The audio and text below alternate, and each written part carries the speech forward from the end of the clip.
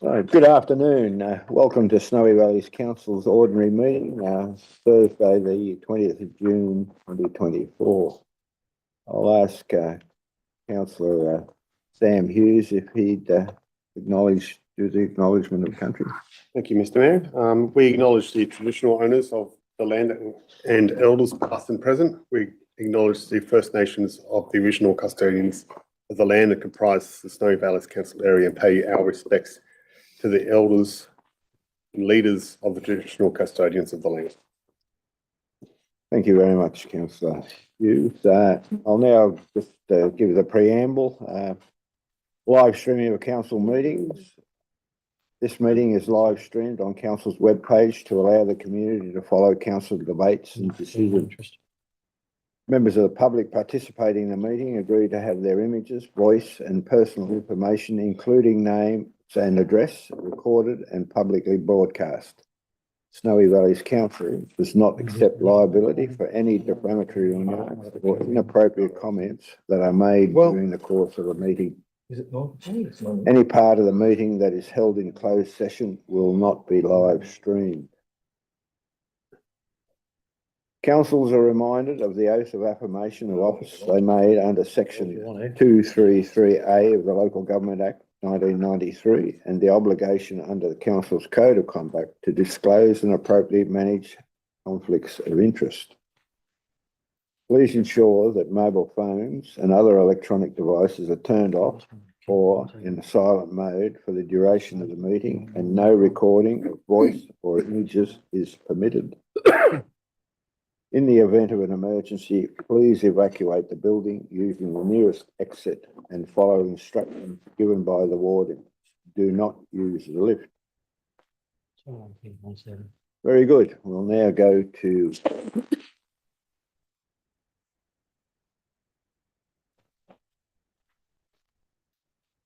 Are there any apologies? No, I don't believe there are.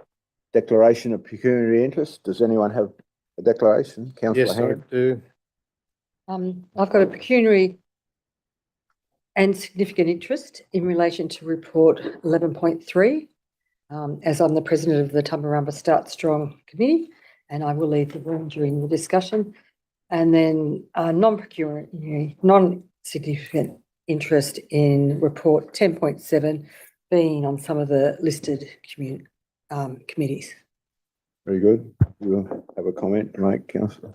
I have one as well. I have a non-pecuniary, non-significant interest in 11.7, as I'm a member of the Gilmore Rural Fire Service, the Adelong Alive Museum and the Adelong Community Enterprises. Isn't it? I've got one too, sir. Very good. Councillor Thompson? Mine is declare a non-pecuniary, non-significant interest in relation to report 10.7. I'll remain in the room during the discussion and will participate in the voting and the discussion.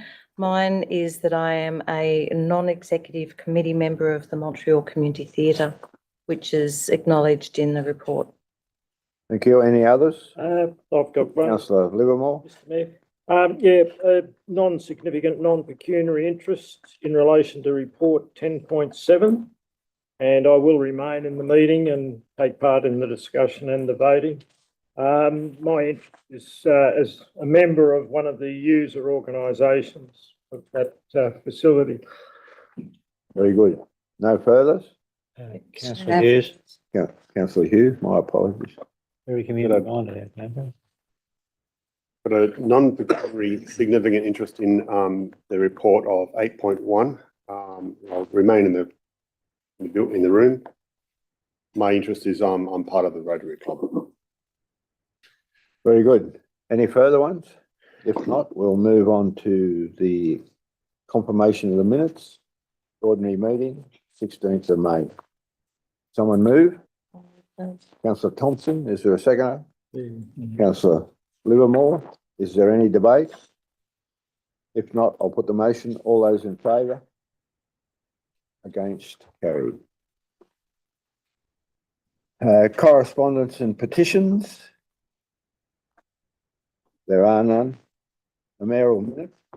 I think it's appropriate. I have a verbal mayor minute. I think it's appropriate to, for council to express its congratulations to the previous mayor of Snowy Valleys Council, Sue Bolger, for being a recipient of an OAM award at the King's Birthday Honours. And I think it couldn't have gone to a more appropriate person. Sue's made a significant contribution to Tumut and the Brungle area over many, many years, and further afield. I believe she was a teacher at Gundagai, if my memory serves me correctly, and I think it's very appropriate that council pass a motion congratulating her on being a recipient of that Definitely. esteemed Australian award. So Yeah, here. I'll move that way.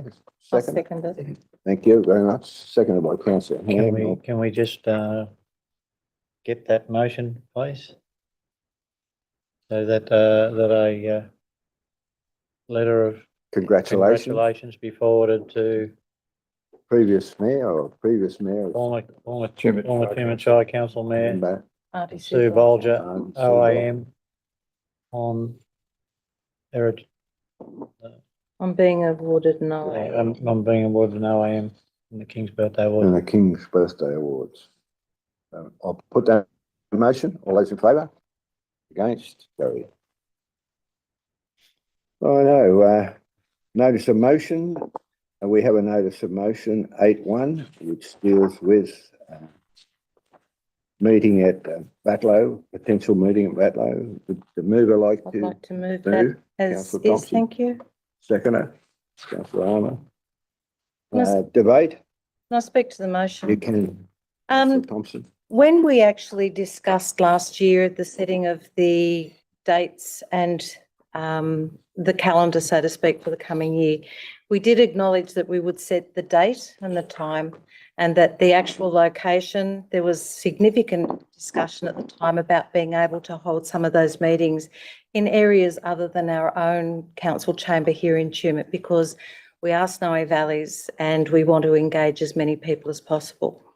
Having attended the recent Batlow United Community Chamber meeting that was held at the Batlow Rotary's Interactive Centre, it became evident that that would in fact be an excellent place for us to hold one of our meetings. The technologies that is there, the facilities that we require are there, and I think it would demonstrate to the community that we are not just Tumut-centric. Any further comment? Oh, yeah, I won't speak against it, but I'll just say that this was the very reason the Batlow Library was built, to hold council meetings in, and we haven't done it yet. I'd just like to know what the cost is, that's all. And normally we'd get a cost with a report. Yeah, look, thank you, councillor Hayes. Look, we've got a budget for the whole council meetings, and I wouldn't expect that, apart from a small amount of staff costs, to just go out there prior to the meeting to make sure that we can make the technology work, that it's going to be significant. Councillor Hayes, If I could make a comment, councillor Ham. probably directed to Councillor Hughes and the Rotary Club. Congratulations. I know I was at a meeting once and you were discussing things and it wasn't an easy, and now you've got the product. Congratulations. Any further discussion? If not, I'll put the motion. All those in favour? Against? Carried. Councillor, No, not unanimous. not unanimous. Who is in Councillor favour? Larder is against. Notice of motion 8.2, transgrid compensation. Councillor Armour. Move. Councillor Hayes, second. Discussion. Councillor Armour. Speak to it. Put this motion basically because we've done an awful lot of talking with Transgrid and the associated people, and we have asked the same question over and over again, and we've never got neither a positive nor an even a maybe response. And I just think it's time that we have it on the record what we do require from them, and that, in my opinion, is, as the motion reads, that money is put in trust that can be used for the community, not just the people impacted directly on farm, but our community is going to be impacted in tourism, bushfire risk, and all the other things associated with it. I just think it needs to be on the record as a motion that that is how we all feel. Thank you. Could I ask for another point to be added Councillor Ham? for you, Mr. Chair? I'm just wondering, following up our discussion with Jim Cox from the AER, and there was a talk of social license. It was sort of like left. We were left. Well, Yeah. we were left with nothing. We didn't, Yeah. it was just it wasn't even a warm and fuzzy talk. It was a talk. So I'm just wondering if we could add a point to this, that this also gets asked of the AER. So it goes right from the top, because too many times we've been told, oh, we'd love to do that, but the AER won't let us. So I think we should start from the top. and Yeah. work down, So what's the wording you'd like to put in there? where the general manager is very clever. Thank you, councillor If you Ham. reword that for us. I think we have a point too that says, that's probably a bit broader than that, Okay. and that we, the council, we've already got that council there, but lobbies relevant state and federal ministers and government departments, including the AER, for the establishment of community enhancement funds for those areas impacted by electrical distribution infrastructure. Thank you. Councillor Can I just request that we move into committee to discuss this transgrid? Can you move that way? Moved by councillor Lada, seconded by councillor Ham. All those in favour? Against? Carried. I thank councillor Armour for bringing up this, but I think it probably leads us into maybe requirement for some more detailed discussion in relation to this transgrid stuff. Paul Broad and Malcolm Turnbull essentially have sold us a white elephant really here with this Snowy Hydro 2. I mean, there's now very reliable reports saying that this project is not moving very well. It's grossly over budget. They're having a lot of engineering difficulties. Some experts are even saying that it won't even eventuate. Whether that's correct or not, I don't know. But I mean, the fact that experts are saying that concerns me.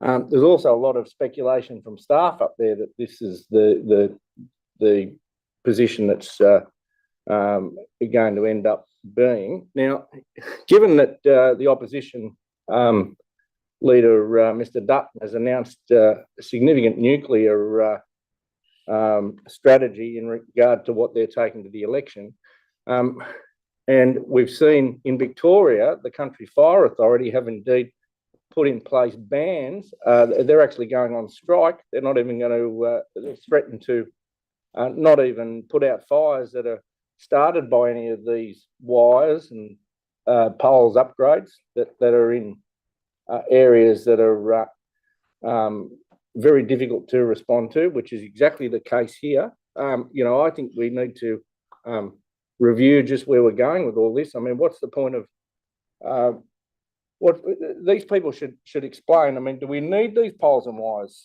here now? I mean, if we're going down a nuclear pathway, which is possible. I mean, there's already existing infrastructure in place to support that because they're putting them at previous coal-fired power stations in the majority, from what I can see. I think we need to have a wholesale look at what's going on with this whole project, and I just don't think we're at a position to say that we're going to wind up with this electricity coming out of Snowy 2.0, and all this will just be a lot of angst for nothing. Look, from my point of view, councillor Arter, and I can see where you're coming from, it's not our decision to make as to whether Snowy 2.0 goes ahead. So I think it's important that, making the assumption that it is, that we at least find ourselves in a position where we can go and negotiate with these people and say that the prospect of $15 million by way of buying social licence in Snowy Valleys Council and the other councils impacted by Transgrid and the Hume Link is not appropriate. And I think there are a lot of imponderables in what you're suggesting. First is the upcoming federal election. Secondly does nuclear have a feather to fly with it? And I don't think as a nation we're mature enough to have that debate. We certainly have it in the past, but that's my opinion. So I think that we need to proceed based on this situation as it stands at this point in time. And as far as I'm concerned, and I'm pretty sure the majority of councillors are of the opinion that what they're offering by way of buying social licence is inadequate, inappropriate, and it's an insult, to be quite honest. Councillor Hayes? I listened this morning to Mr. Dutton and Mr. Littleproud with their statements, which may well be an epitaph. I'm not sure of the longevity of them, their statements. But anyhow, that's another thing. I note that Snowy Hydro 2.0 is 57% complete, which is over the halfway mark. So that's a start. Yesterday we had a meeting with somebody representing Transgrid, which is the first glimmer of hope that I've seen in this whole protracted scenario. And as I said, it was a small glimmer of hope. You're correct in that 15 million for the HumeLink East is nowhere near good enough, but it's a start. And I think we have to keep working and lobbying with them to try and get some sort of decent legacy for our community. Otherwise, we as councillors and our local members and anybody who represents the community, if they don't try to get more, are being negligent. And I think that's what we have to continue to do, to continue to advocate for improved facilities for our area. And as this says in here, we need some sort of community chest for the community going forward. And I think they need to contribute. And I would say as well, I think that we need to continue to push politicians that Snowy 2.0 delivers royalties to the Snowy Valleys Council for the energy they generate. And I think that's imperative. I couldn't agree with you more. I think we need a legacy fund, a substantial SDEG funding to provide ongoing contributions to the well-being of Snowy Valleys Council and the other local government areas impacted by HumeLink and Transgrid's development here.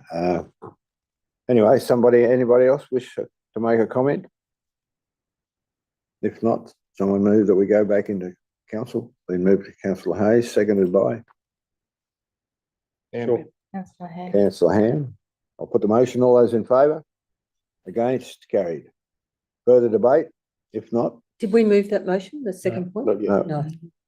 someone move? Well, happy to. Oh, But it'd well, be- the motion's been moved. It was the a second notice point of was motion. The inclusion. Oh, second. Include that. Happy to Yeah, we're include it. happy to include. Almost delirious. Absolutely. In that case, I'll put the motion. All those in favour? Against? Carried unanimously. We'll now go to 10.1, I think, if my memory serves me correctly. I'll move the motion. 10.1, Move the recommendation. been moved by Councillor Thompson. Is there a seconder? Councillor Ivell. Any debate?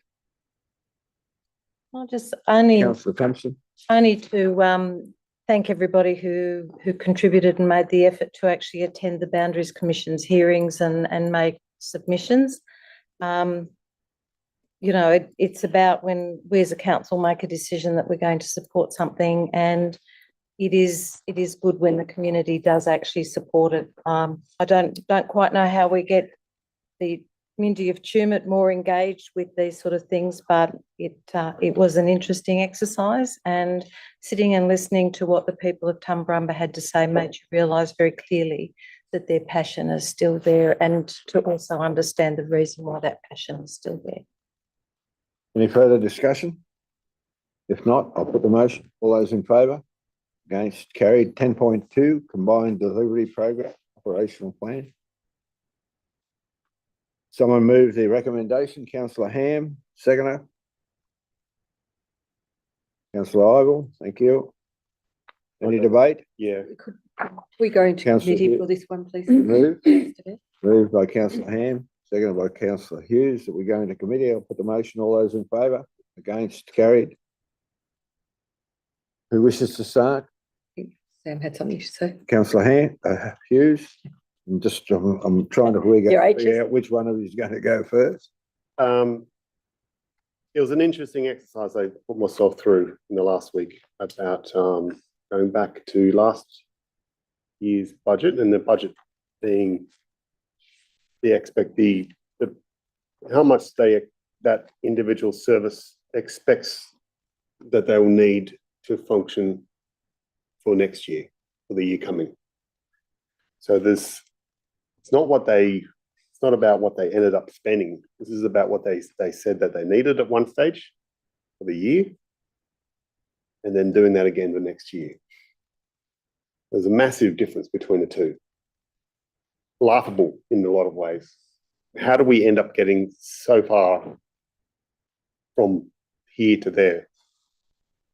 So I'm going to annoy some of you with this, because it's actually quite long, because I actually went through it a fair bit.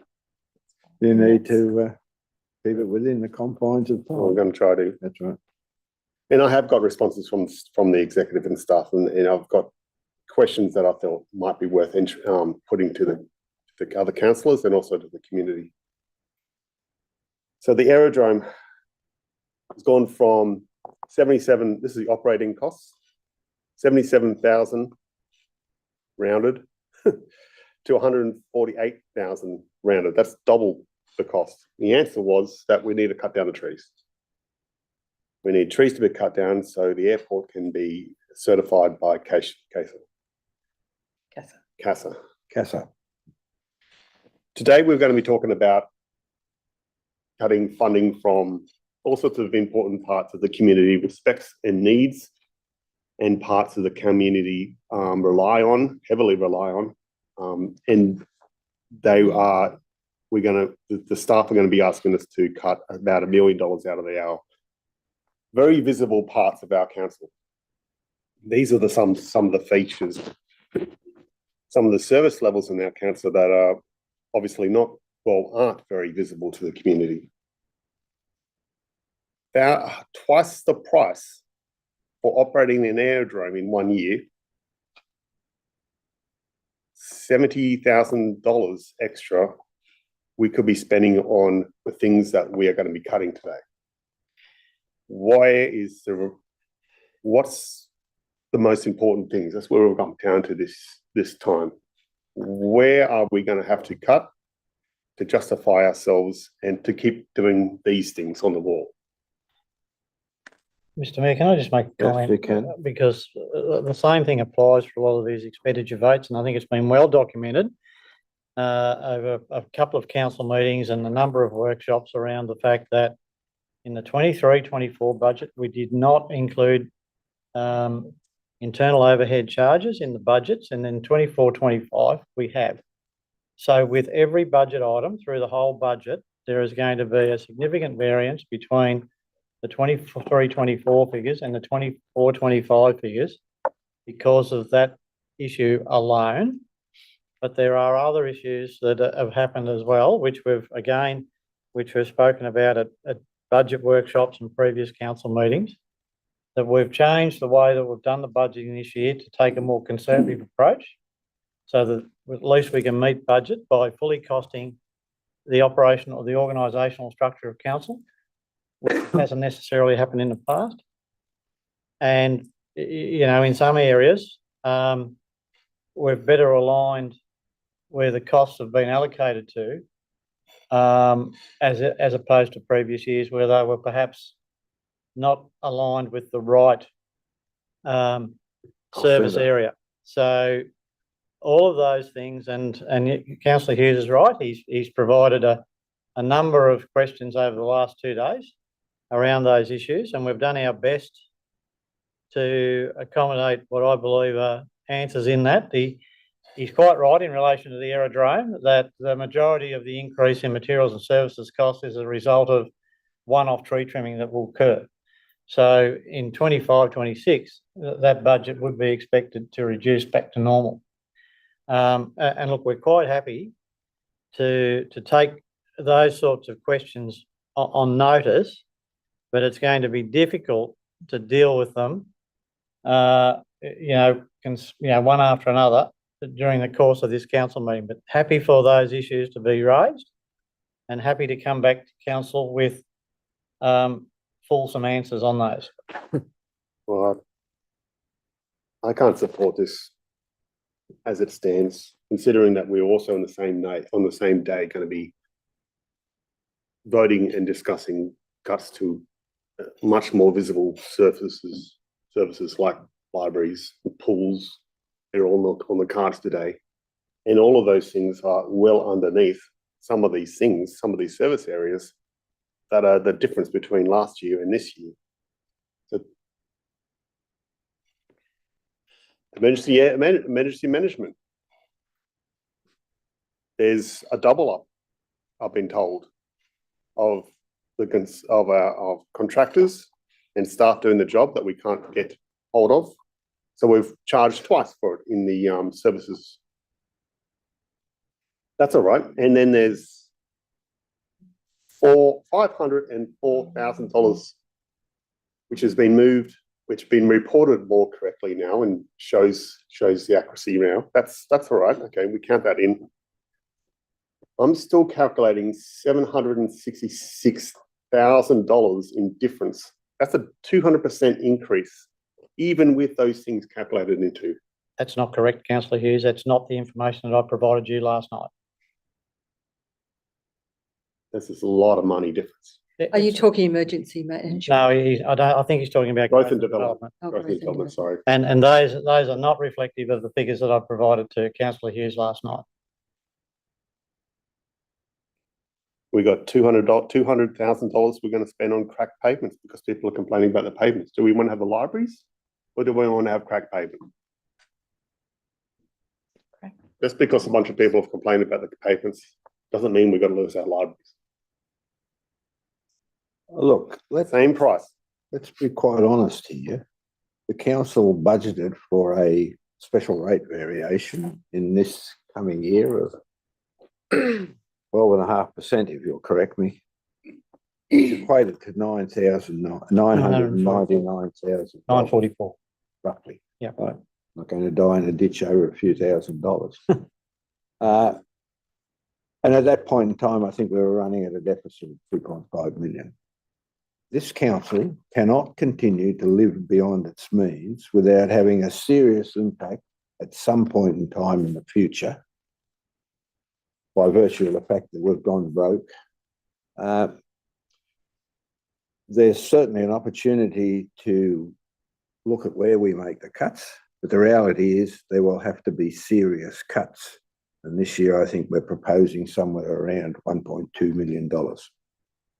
That will have to go on unless there is another application for a special rate variation for another 2 or 3 years to get ourselves even remotely near a balanced budget. This council, as I said, can't continue to live beyond its means. We're going to have to take the hard options, and all we have available to us is to decide where those hard options are going to be taken. The thing that probably concerns me most is we are finally in a position to identify the real cost of each cost centre in this organisation. Not only the actual physical expenditure of money on doing the job, but also those associated with on costs. And I just find it amazing that it's taken so long to get here. But having said that, you will, as you identified, Councillor Hughes, there is a significant variation in this year's budget to what next year's budget looks like. At the end of the day, the outcome's no different. We're still in a deficit, $2.5 million, which has been added to by the fact that next financial year, we will not have $940,000 by virtue of the fact that no special rate Yeah, variance. so look, just to clarify, the allocation of internal charges across cost centres is not an additional cost to the organisation because there is a debit and a credit, for the want of a better word. So where there's some expenditure, there's got to be offsetting income. But what it does do is it gives you a better picture What each of service costs. each service is actually costing you. That's the purpose of in the distributing your internal overhead charges. The costs are the same. It's just where they get a portion. Do they just get all lumped into administration, or do they get apportioned out across those service areas? Look, I think it's important to know what the actual cost of delivering a service is. In the past, you haven't been able to do that by virtue of the fact that on costs haven't been attributed to the actual delivery of that service, whereas they are now. And to lump it into administration, you wouldn't have a clue what it costs to deliver the service. We've got to be more definitive in being able to identify the cost of each service, and getting back to the comment that you made about whether we allocate our money appropriately, and that's essentially what you're saying.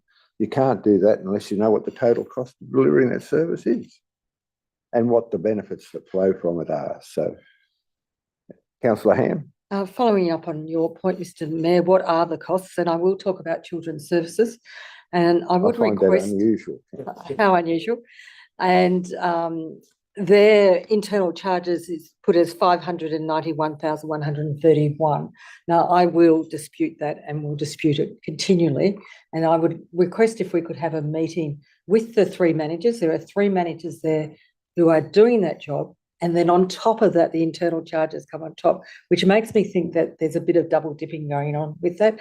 I'd like to be able to meet with council staff to break down those internal charges with those three managers to see if we can make, because for the last 7 years I've been on council, children's services have always run, with a profit or close to be blown out like this. Okay, it is what it is, but I'd like to meet with the staff and see what savings we can make within children's services so this doesn't repeat itself. Look, I think since I've started here, I've said that the method in which we allocate those internal charges needs a review, but it's a matter of priorities. And look, I'll be blunt, with all of the challenges that we've had over the last 12 months, it's not a body of work that we've had a chance to get to yet.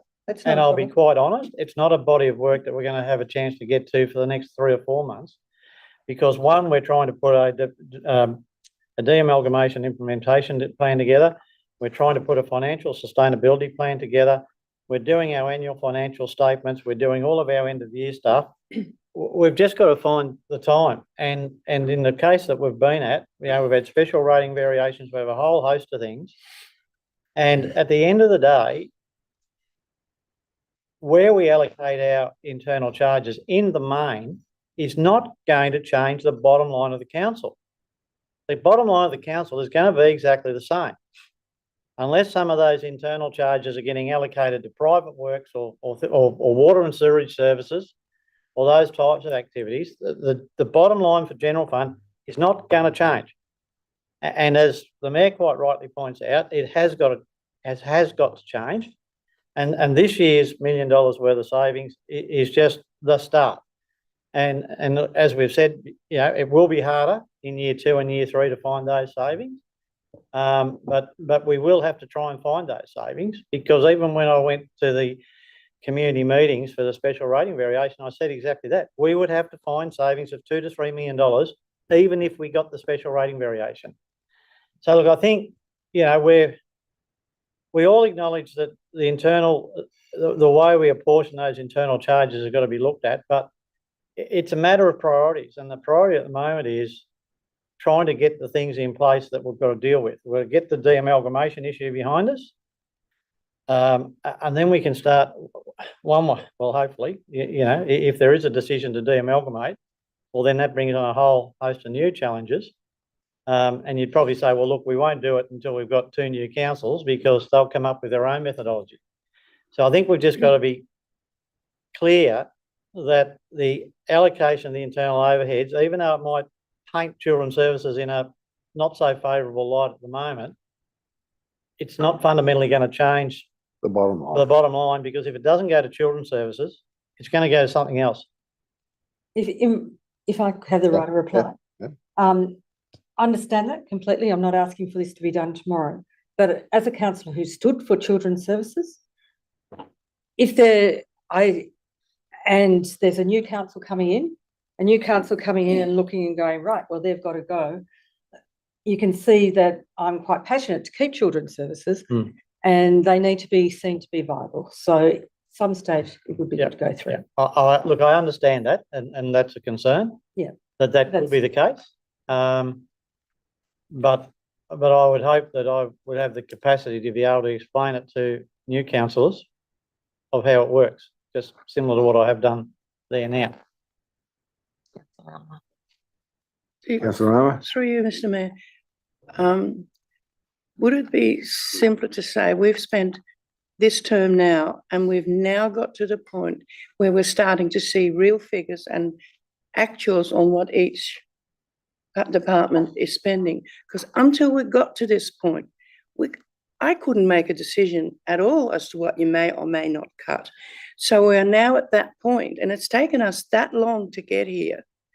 So, and whenever you have change, there's hurt, and it's going to look warped, like pulling a house down and rebuilding. You know, renovations are painful, but end up with the right thing. And I think we're going to have some faith, especially in the last 6 to 8 months, that we're finally on the track where we can do the things we need to do, knowing we have the right information. In the last month or two, I felt more that way than I've done for the entire time that I've been sitting behind this table, because the real facts are coming out. We don't particularly like what we're seeing, do we, Sam? But the point is, it is what it is, and we've got to work with it and we've got to fix it. So on that basis, this hard work that's being done, I congratulate the staff for getting us this far. And I'm more comfortable in looking at it. But for me to think that the budget that we passed last year had no idea that it didn't include certain things, makes me feel sick inside, because I made decisions to pass something that I didn't have all the information for. But that's getting better, and it's a hurtful process. Well, let's clarify a couple of things, though, Councillor Rama. Yep, sure. Is one, the internal charges weren't included in the budget figures that were put before you. But they were They in were there, there. But they were there. in administration. But in administration, Yeah, exactly. yeah, sure. So that it doesn't change the bottom line. The problem that we've got is that when we're trying to line up one year to the other, there's got to be a year where that's going to be difficult to do. And that's this year. That's the problem. This is the And I can- transition year. I can appreciate Councillor Hughes's comments, because he's got to represent his community. And look, you know, when we had a couple of the workshops, there were a number of areas where, you know, councillors requested that further information be brought back. I think Children's Services was one, and there was a few others, and we would have been happier to bring that back, you know, at the time, had we been asked to do so at the time. But it's a little bit difficult now to be able to provide all this information before the council meeting today, when it was only brought up with us yesterday or the day before, when we need to have a budget adopted by the 30th of June. Sure. Look, I think where we are at this point in time is getting back to the transition, but we're in a better position of understanding the cost of delivering each service to the community, right? Getting back to the airstrip, you know, what are the costs? We better understand the cost of it. Every other children's service is another classic example. We've apportioned the costs, whether they're dead accurate, time will tell, and I assume we'll go through at some point in time, depending on the outcome, as to how accurate those figures are. But irregardless, they are costs that need to be refined, and we can't, as our general manager has pointed out, I don't believe we can do it in 10 minutes. So yes, there's a definite difference between the figures of this year's budget we're in now and the projected budget for next year. But I do feel that next year's budget is a more accurate representation of the cost of providing that service. With respect, I think that's all good and well, and I can appreciate all these things, but there is services levels that seem to be on the wanting list more than they are on the needing list, and we are in a game of needings, not wantings. So what are we doing? The answer back from the emergency management was that it went up $300,000 because the levies went up by 10%, which brings you up to about $867,000. It's still several $100,000 of what do they want?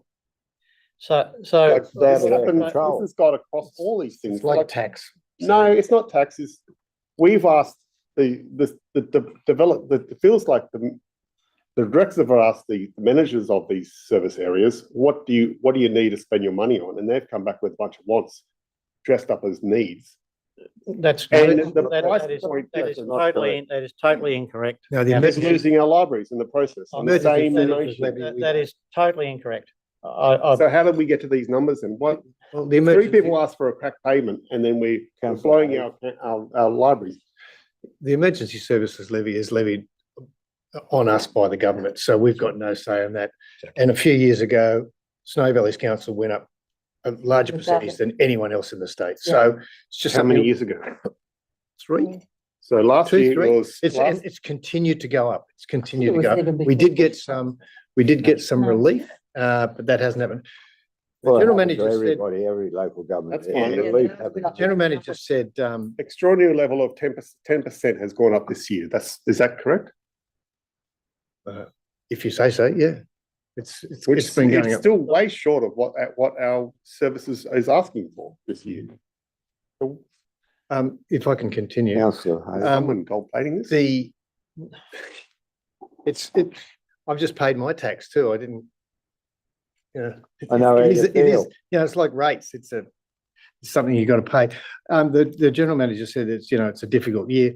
Look, I think it's been a difficult year after year after year, because frankly, every time we change general managers, we move the deck chairs a little bit, and we cannot compare this year with last year or the year before, because things keep changing, and we cannot do it. I think our on costs, we've got to work out ways of reducing those and get a little bit leaner, a little bit smarter. And I think probably the people to do that, the people who know how to do that, are the staff. And I agree think with that's you what we've more. got to rely on. Councillor Ivor. Councillor Riley. Correct me if I'm wrong, but this is no different to a business where you have a line item where you've got a budget and you report to that budget, and you've got those budgets we're getting in line now, whereas previously we didn't have them correct. So it's a realignment. Correct. Allocation. And things are being moved between Yes. line That's right. budgets, between line items. To better reflect- represent the cost. Yes, which means we cannot compare them. That's right. There's no way you can No, compare I it. do agree. I'll make comments. It's Councillor incomparable. Thompson. Part of what's really interesting, and Councillor Hughes, I can very, very much sense your level of frustration and just wanting to get this right, which is what we've all been trying to do. In May 2020, the former council actually adopted an asset management policy that included in there an asset register. So somewhere along the line that hasn't happened, which gives us the opportunity to fully understand the life cycle of our assets. And, when we talk about 3 people raising a cracked pavement, is it a cracked pavement, or is it becoming a danger that someone's going to trip on? So again, it's that level of service. It's about that level of expectation from the community. Do we want things safe, or do we want things pretty? What are the things that people see that they can't live without? And I very much understand the angst in relation to the Batlow Library Services, but Talbingo completely lost their access to library and now have a little outreach thing that turns up every now and then. We just have to get a bit better at communicating when it's going to be there. So we knew that this was going to be a really, really tough decision to make when we didn't get the special rate variation. And if there's an easier way to do it, so be it. But I don't think there is an easy way. We knew that there would have to be really tough decisions, and you know, we don't have the luxury of voting for what we just want. We have to vote with what we truly believe is the right thing for the entire Snowy Valleys Council region. Right, any further general discussions, councillor Larder? Well, I'll just add, as I previously added at council meetings prior, that the funding model isn't correct. I mean, it doesn't, we can't even cover the costs of the staff with what we have as income, really. I mean, so until the state and federal governments get fair income about making local government another arm of them and funding it accordingly, we're going to be in this state of despair. There wouldn't be a regional council in New South Wales that I can think of that doesn't have the same issues that we're having. I mean, maybe some of these, you know, inner city places like North Sydney and that, they might be flush with cash, I don't know, but we're certainly not. And it's very simple maths. I mean, there's not enough income to support the outgoings. And unfortunately, a lot of the outgoings we don't have any control over, like libraries. We're mandated to essentially provide them Emergency services and other. emergency services, and what do you do? We're hit with a levy and we pay. Well, Look, sorry, no, I was just going to say, for what it's worth, councillor Larder, we did make submissions to both the state and federal government inquiry on financing of local government. Whether it'll achieve some tangible what you're outcomes. suggesting, who knows? Tangible outcomes, I guess the jury's out. Look, there's one area that I agree, you know, I hear where councillor Hughes is coming from. If we're going to cut areas of expenditure, it's got to be on the wants, not the needs, right? It's as simple as that. Right, any further discussion? If not, we'll go back into council. Only, Evermore, I wouldn't like to deprive you of No, opportunity no. to say. that's good. Only a clarification, I guess, dealing with the long-term financial plan. So I'm led to believe I have a different opinion to the interim general manager on how some of those figures should be presented. And because, as you know, the big bugbear of mine is unrestricted cash. To me, that's the health check for any council. So, Been able to find any. well, a healthy balance in unrestricted cash is probably the sign of a healthy council. But just for the sake of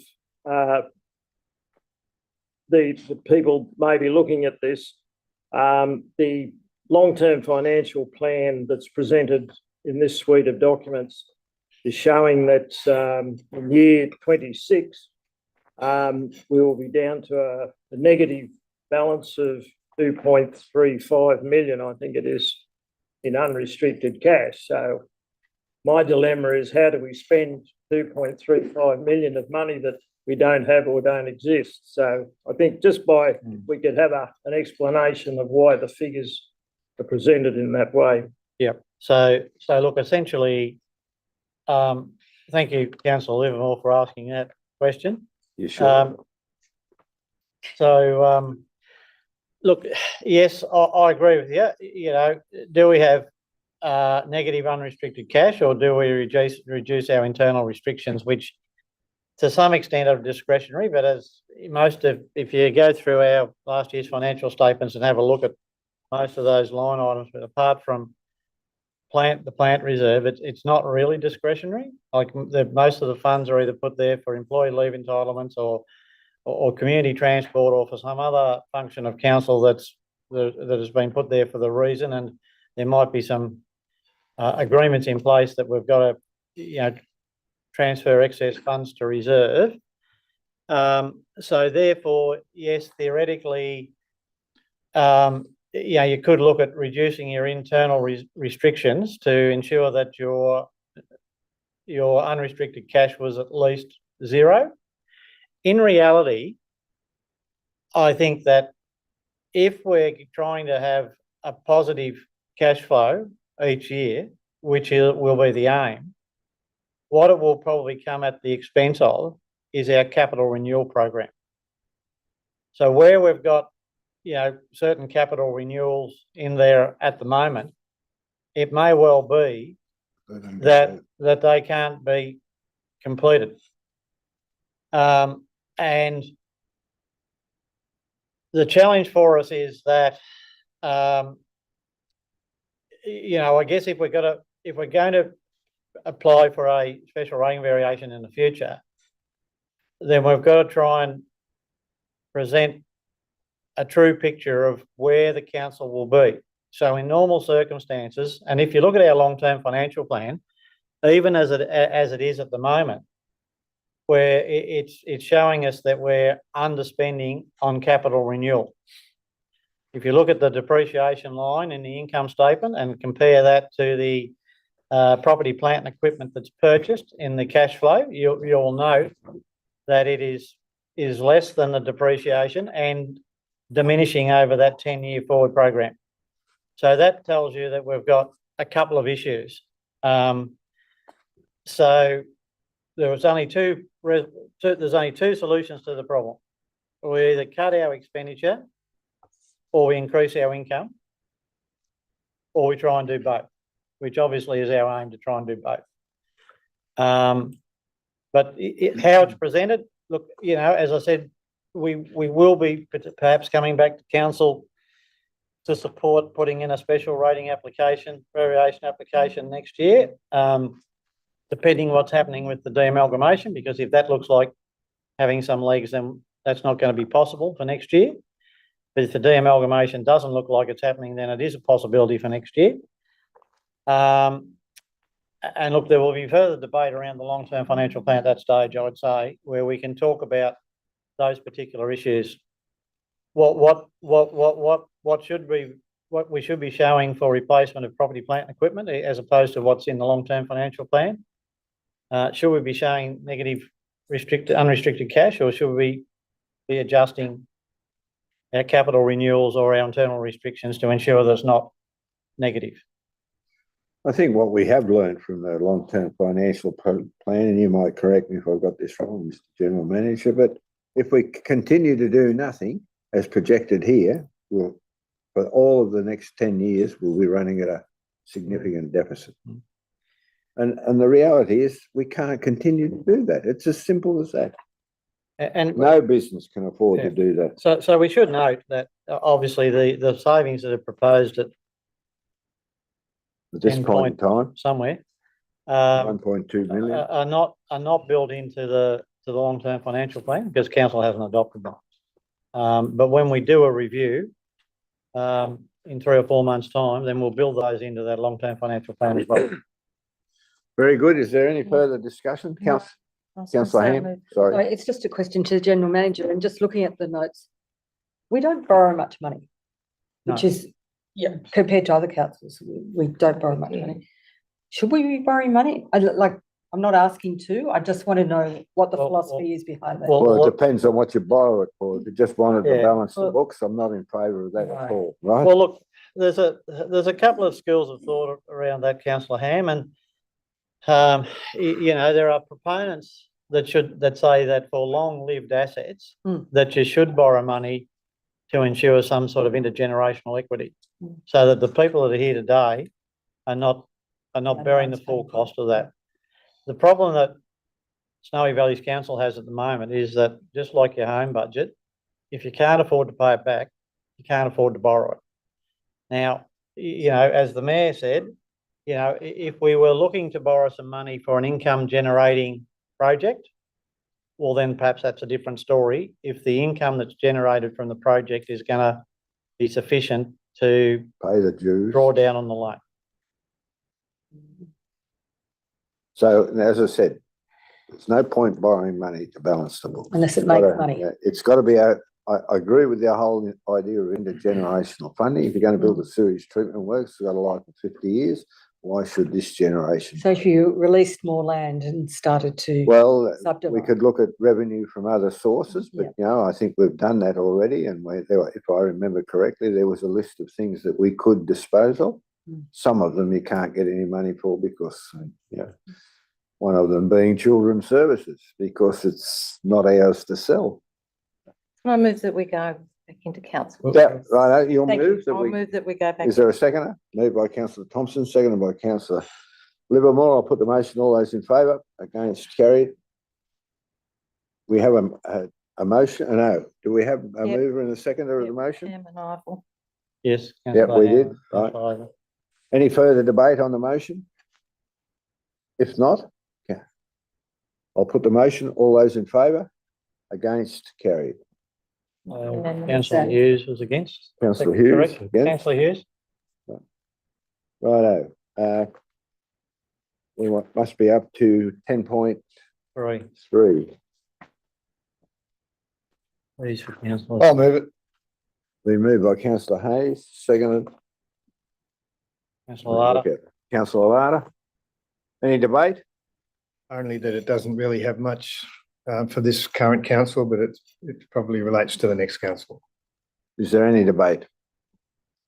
So the mass 3.75 interest, the inflation at the current moment is across the country is 3.6, I believe, or something thereabouts.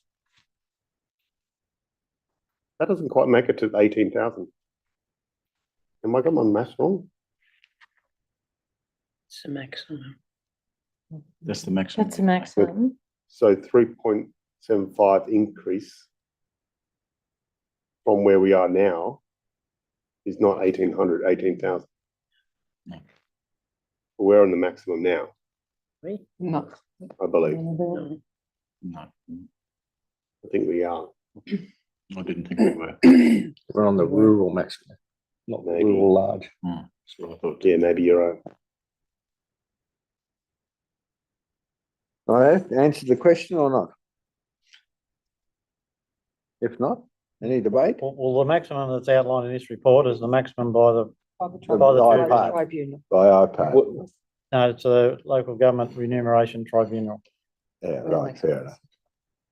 Councillor Larder? Oh, I'll just make the point that we're on the rural, aren't we? Not the rural large. No, we're rural large. Rural Yeah, large. It got changed. I'll do it. Yeah, we put in an application to change. We're rural large, right? Yeah. Righto, no further debate. I'll put the motion. All those in favour? Against? Carried. 10.4, is that correct?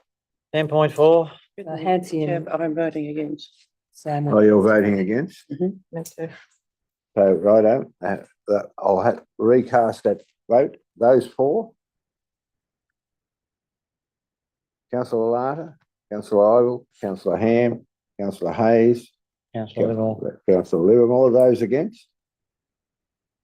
All right, that's 4 against. Righto, It's councillor Chaffey, councillor Thompson, councillor right, 10.4. Palmer, councillor Hughes. 10.4. Mover, Local government, New South Wales. I'll move. moved by councillor Ivel, second.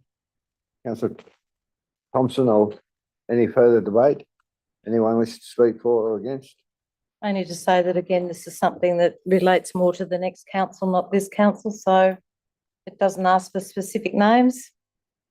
But it Right. makes the opportunity there for anyone who's elected who'd like to go. If there's no further debate, I'll put the motion. All those in favour? Against? Carried. Right, now, can I ask council's indulgence to move from 10.5 to 10.6 and 10.7 and then revert to 10.5 because they're in the wrong order. I will move that we bring wanna go to- reports 6 and 10.6 and 10.7 forward before 10.5. Been moved by councillor Thompson, second. Put the motion. All those in favour? Against? Carried. Right, we'll deal with 10.6. I'll move that with the addition of an extra point. Could.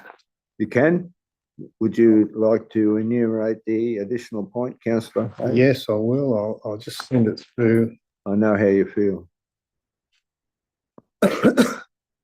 So the addition is, and I think this is a very comprehensive report, and I'm just, this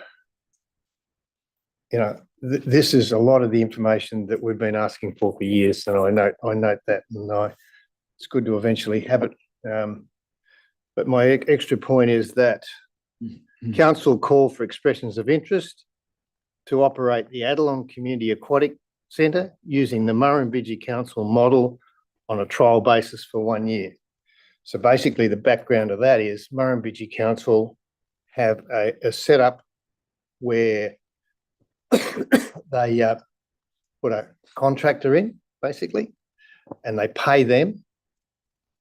And I think it's about $60,000, and they run the pool. Now, given these figures in here, that would be a significant cost saving to council. Now, what I'm suggesting is that we've got on a 1 year trial basis with one swimming pool, and we see how it goes. Councillor, Prepared to back it, but I'm just wondering whether we could make it 2 years. I think if someone's going to commit to it, they should be given Yeah, 2 years. I agree.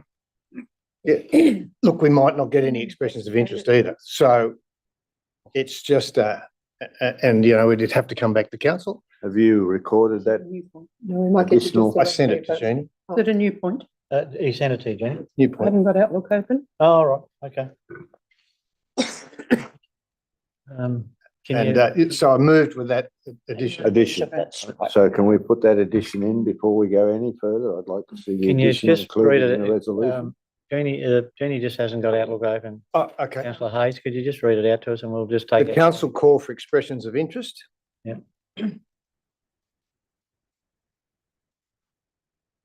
To operate the Adelong Community Aquatic Centre. Using the Murrumbidgee Council model on a trial basis. Have you got a preference for? Would you Adelong? consider 1 year. saying For Adelong? we have a report about Yeah. an expression of interest? I'd rather Well, investigate. time's not. Yeah, gonna- investigate it a bit. Well, time's not Time's going to time's gonna be short. report on it. You may, as I said, you may not get, anyway. Like if we're going to call expression of interest, we'd have to do it yesterday, Sure. Yeah. Okay. But given that the pools are opening in a couple of months, few months.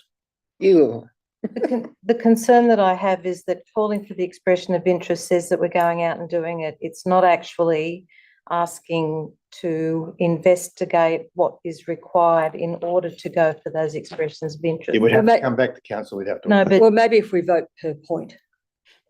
yeah, because I just look at saying that we will call for expressions of interest means that we're doing it irrespective, because it nowhere in there does it say that we would be, we even know what we're asking for. Because it says Murrumbidgee Council model, but there's nothing there that outlines what that model is. So I'm happy to, I'll move that we vote point by point. First of all, I need a seconder. Are you having a second that, councillor? Right, you'll move that we. Vote at point by point. Is there a second to that proposal? That's Vote what point councillor by Roberts point. did. Oh, well, yeah, that's There we good. are. No, no. So We'll do it's both. it's the original motion. Councillor Hayes moved the Original original motion, motion, so, including point 4. yeah, And so. it's are been we- seconded by are- councillor Larda. So are we withdrawing, are the mover and the seconder withdrawing from that? If we're going to vote to move it point by point? I'm happy to. Well, just a moment, you can't withdraw if you want to include the point 4. Well, we can, we just vote on point 4 separately. Yeah, Yeah. right. But Um, how do we get point 4 onto the recommendation? Can I just ask, Yeah. you, in your preamble, you said it's one pool and then you've said Adelong pool. Adelong. Why have you chosen Adelong? Because it's the westernmost pool, and it attracts a lot of people from the Surrounding area. surrounding area, and it's our newest pool. And if it's successful, if this is successful, happy days, away we go. It's a great idea. just with the mover and the seconder with point B, Mm. are you happy to include, it's point 3B, that is actually reducing the operational to actually add in there and for swipe card users, so that the days that the pools are closed, Monday to Wednesday, closed to the public, but people with swipe cards are still permitted to use it. So just to include in that part B, includes swipe access for swipe card users. Yes. Access for swipe card users will be available Monday to Wednesday. As normal. You don't, I don't know that you In need. here? Wouldn't that The already interviews. be dedicated? No, because it says that the pools are closed. This is just a clarifying. Monday to Wednesday. Yes. Excluding. I'm voting against that. Voting the same, Danny. It'll get through that. Bless you. We'll probably be able to tidy that up to make it make sense. Yeah. We need to do it before we vote on it. Yeah. Right, we need to do it before we vote on it. Yep. Right, so, okay. So, so Access, Swipe card users retain access throughout. yep, Swipe card users retain access throughout. No? retain access, Monday to Wednesday. retain access Monday to Wednesday. And get rid of including access. Yeah. Swipe card will be accessed. Either And way. then take out the bit including that we put in there. That's it. Beautiful. Thank you. Right, okay, mover and second, happy with that included? Well, hang on, which mover and seconders are we talking Well- about? Because we've got a mover and seconder. We've Of the- amended, sorry, we've amended, correct me if I'm wrong here, the movers and seconders happy to withdraw their original move. We've amended the resolution prior to consideration. Well, no, Oh. the seconder moved it with that 0.4 in. happy with that. So the mover and seconder are happy with that. Now we have a motion to deal with them point Vote by point, independent. Yep. proposed. I don't think we motion. need a motion. You just. I don't. Point by point. No, I haven't seconded that. I've seconded the first. Yeah, yeah, I'm just asking you mover and seconder, which you're the seconder, councillor Lada, are you happy with that amended motion? Right, okay. Wait a minute. Righto, so do we still want to proceed point by point? Yep. Right, is there a seconder to proceed point by point? Councillor Ham. Councillor Ham. I'll put the motion to deal with it point by point. All those in favour? Against? Carried. Righto. We'll now deal with the recommendation point by point. Can we have point one up there, please? Make the report. Note the report, the mover. Yeah, I've got a couple of things just I want to clarify with the report. Well, just a minute, we better get the motion up and running first. No, the report. Right, okay. What's your point of clarification before we vote? Well, here we go, Mr. Mayor. In the revenue section, it was just mentioning that the Battler and Concoban pools have been declining in their patronage over the last 3 years or more. That's not noticing the fact that they've been under repair and under a grant to update them in the last 3 or 4 years. So I don't think that's the fair thing to have on the report. I've also had reports that the after-hour swipe cards, what happens when they don't work? What do we do? We have people standing at the gate with their towel over their shoulder and their swipe card in their hand, and the swipe card doesn't work, which has happened quite a few times. And they won't turn up the second time or the third time. And then you'll get people saying, "Oh, the swipe cards aren't getting used." So Well, technology needs to be strong enough to handle the assumption that the pool swipers will work when you want them to work. well, if they're not working, it needs to be drawn to the attention of the organisation, have it fixed. It's as simple as that. There's no point in fronting up constantly, not complaining about it or drawing it to the attention of the appropriate people who've achieved nothing. Just as the season's quite short, so that by the time you get to the complaining and by the time you get to fixing, it could be 2 weeks later and you're not much of a season left. Big Well, chunk out of the season. I hear Anyway, what you're saying. However, if that's the case, I'd be asking why it's taken 2 weeks to. And that may well come back to the customer service function of the organisation.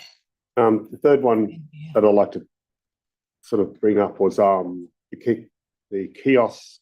I don't think it's working at its full potential, and I think we could come up with other ways of doing that, including somebody else's suggestion that opening it up to a community group to operate it.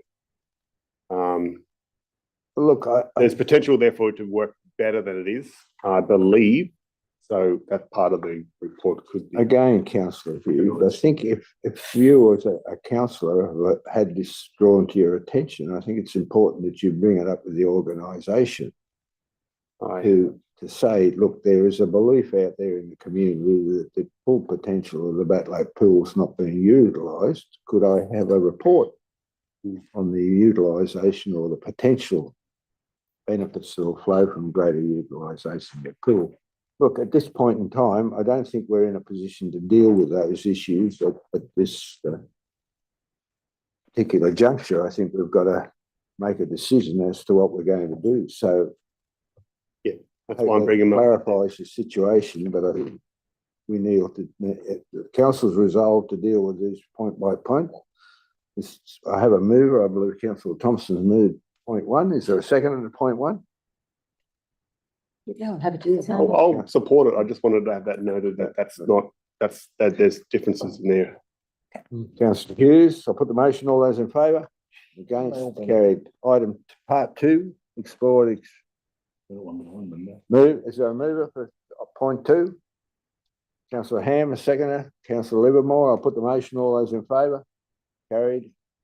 Unanimous. Unanimous. Point 3A, Just the whole point through. point 3 total. Sorry, I'll move. Someone move point 3 total. Councillor Hughes, Councillor Thompson, put the motion. No debate. All those in favour? Against? Carried. Point 4. Councillor Hayes. Against. Point 4, seconded by Hang Councillor. on, hang on. So was councillor I was Hayes against. against point You're- 3? You're against Against point three. 3. It's contrary to 4. Right, okay. Uh, Councillor Hayes. hang on. Can we just have a look at point 3 again?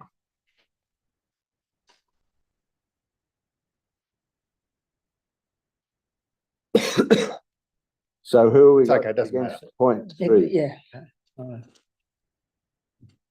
Where are we? We're up to point 3. Point no, 4. we've done point 3, we're up to point 4. Yep. against, But Well, councillor John Hayes Lydon voted was against against. it. Councillor Hayes voted. Yeah, I'm against. Councillor Yeah. Larter voted against it, too, Yep. right? Righto. Point 4. Mover. Councillor Hughes, sorry, Hayes, Councillor Larter. I'll put the motion. All those in favour? Carried. Unanimously? No, No, can I? 2 against. I'm concerned that we have no understanding of what we're asking the expression of interest to do, because Murrumbidgee Council model means nothing there's nothing relating to it within the report, and we don't understand what expressions of interest we were asking for. We don't know how it would operate, and we don't know what the. Point of order, the motion's already been. Yep. Right, yeah. Okay, righto. I'm speaking against that. There's 2 voting against, Councillor Thompson, Councillor Ham. Righto. Okay, now we'll go back to where we were before. No, No, No, 10.7. 10.7, my apologies. next one. this is the one that I've declared an interest. 10.7. Everybody, yes. Yep.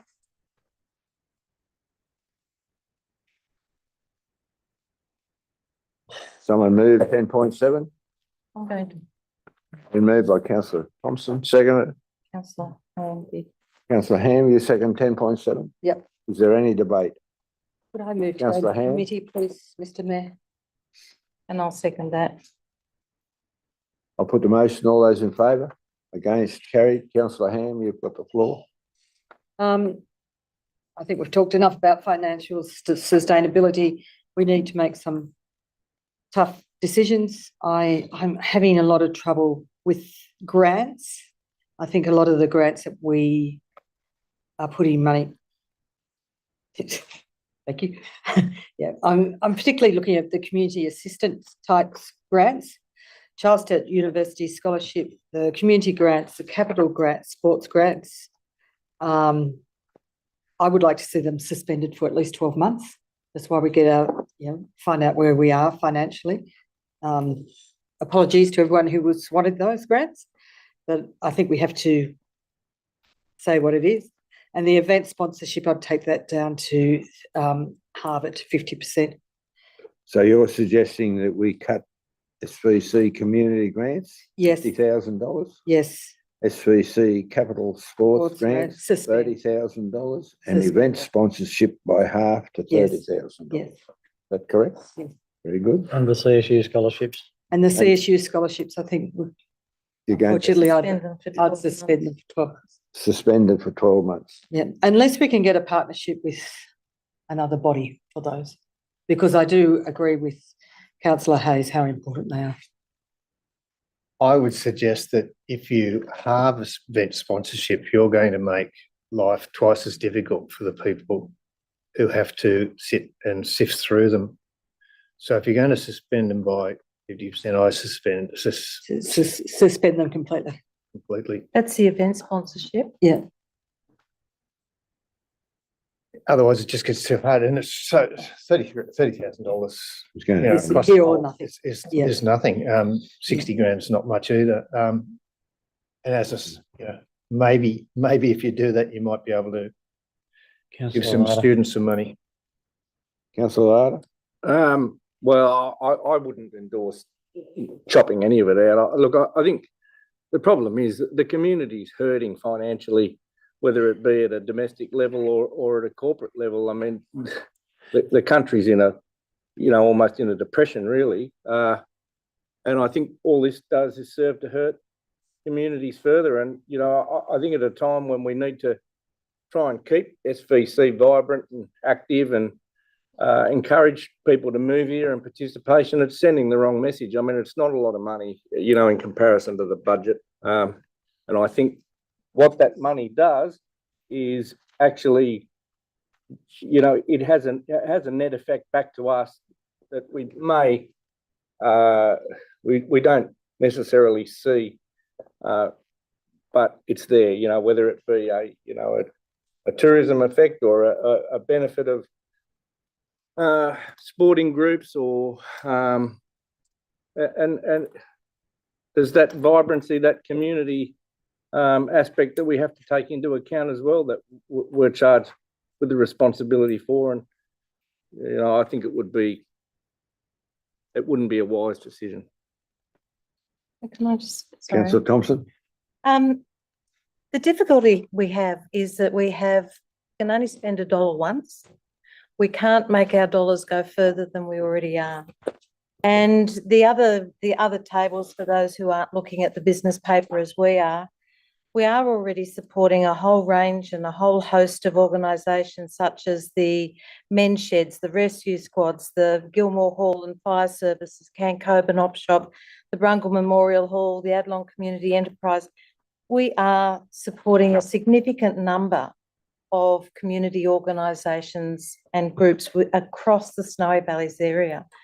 And I think that, the word that Councillor Ham chose to use, which we all support, is that this is a suspension. This is suspending this for 12 months so that we can actually have a look and review it and see if we can get on top of it.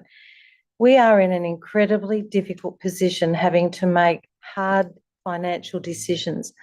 And we can't always look for the easy option of what's popular. Sometimes we've got to make the really tough decisions for the right reasons. And we need to start working towards getting our budget back on track and not just continuing to spend money and saying that small amounts don't matter, because they do. Righto. Councillor Ham? I'd also like to bring to attention on page 65, the beginning of the table, former section 355 committees, and the donation amount for this year was $10,000. I would like the proposed donation for 24-25 to be $10,000, because when those committees, and it was council who asked those committees to disband and become incorporated, and I know as a councillor, I looked people in the eyes and said, we will support with your insurance costs. I'm not sure how many committees are taking us up on that offer, but I'd like that money there in case they do come. Because it was the promise, the word that we gave them that we would. And So what's being, So in that first column in that table on page 65, former section 355 committees. Yep. The donation amount for this year should be $10,000 as well. At the moment, there's no proposed donation at all. So should there be an ex 355 committee come and put in a bill for the insurance, council at this stage will say, no, you can't have it. because we don't have any. We don't have that, there's nothing in that bucket. I'd like the $10,000 to be sitting in that bucket. so that would go into the table in point 3. Yep.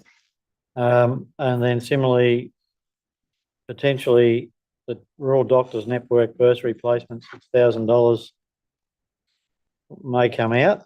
Well, Maya, what are we going to do about that? Are we The gonna bush. Take it out or The bush bursary. the bush bursary? Yeah. How many 355 committees are we talking? I think we took out 16. Are we talking about all of those? That they were all given that option. And from my understanding, about 2 actually put in an invoice for insurance. So if, Do we have a ceiling on that? Yeah, $10,000. $10,000. $1,000? 10,000. Oh, you mean per per person, per organisation? Just knowing how much my insurance has gone up in the last year.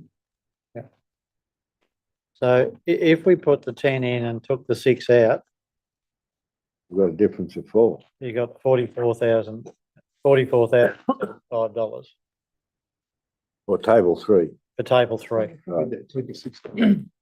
So any further debate? Councillor Arthur? Well, I just want to make the point that the words are pretty hollow unless everyone's prepared to stop going to conferences, prepared to stop going for, give back their training budgets. I mean, it's all well and good to, Councillor Thompson to say all this stuff, but, at the end of the day, unless you're going to stop going to conferences, you're going to pull in all these poor community people's purse strings when they're doing it bloody tough. But everyone still happy to go on a conference. Unbelievable. Well, that might be a good point, and to look at virtual conferences instead of in person.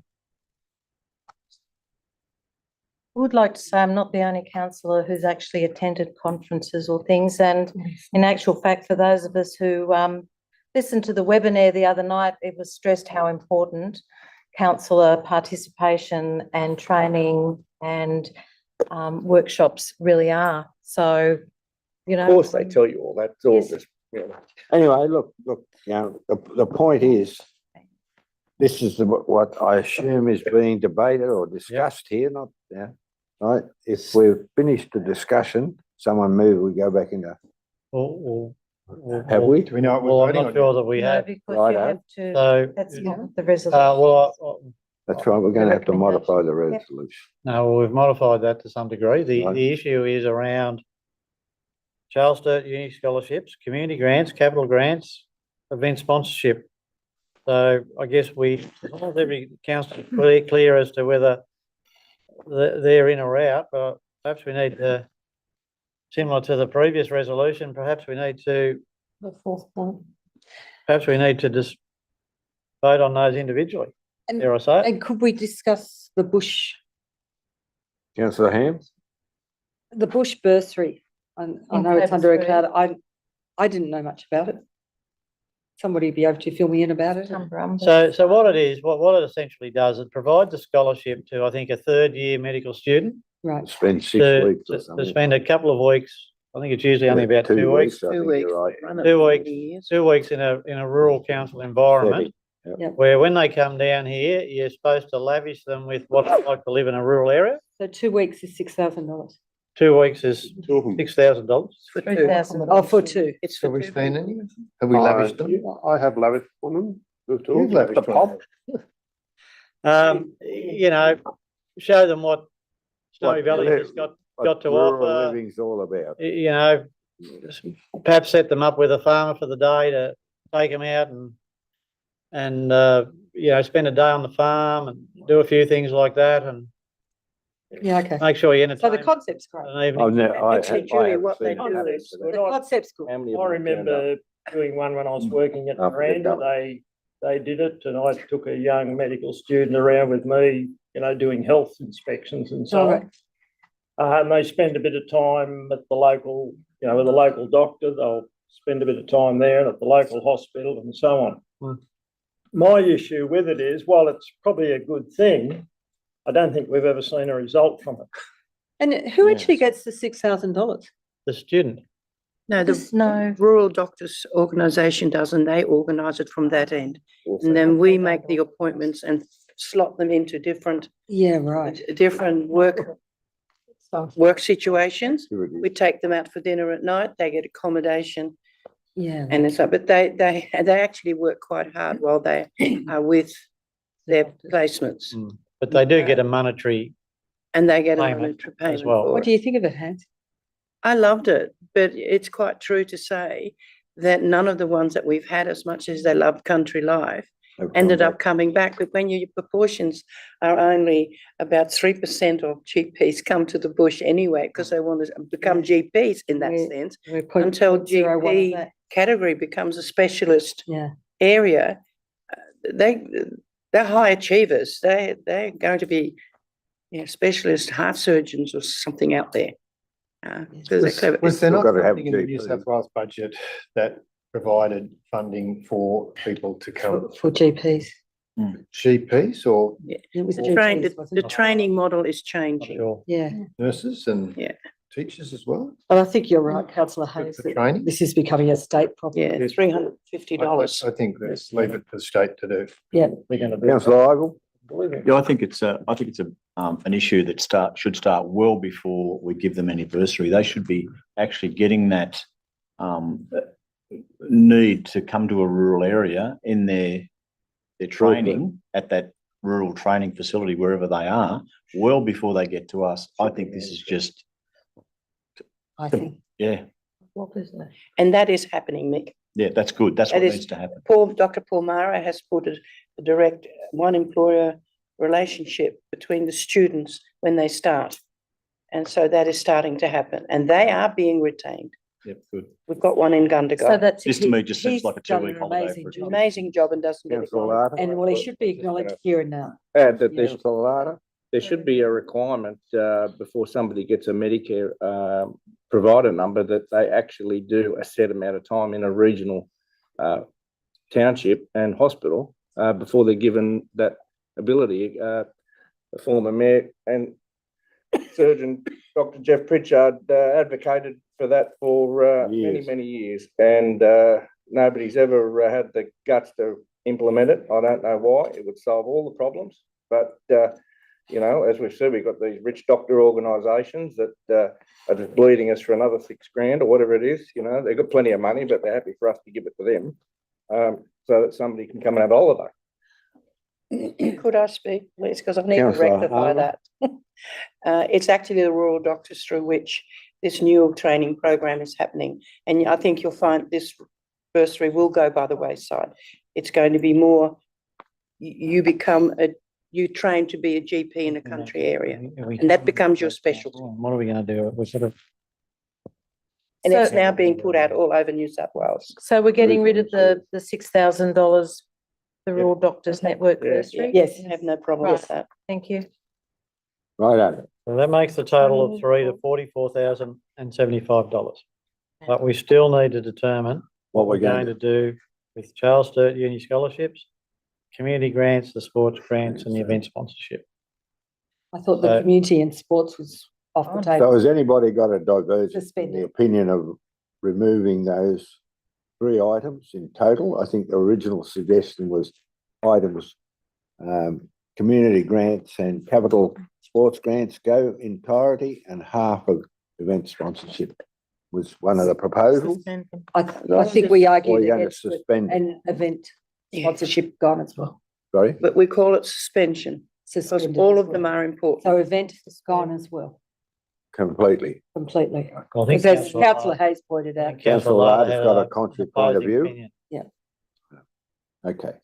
Righto, so that's the general consensus in the committee, process. Someone move, we go out of committee.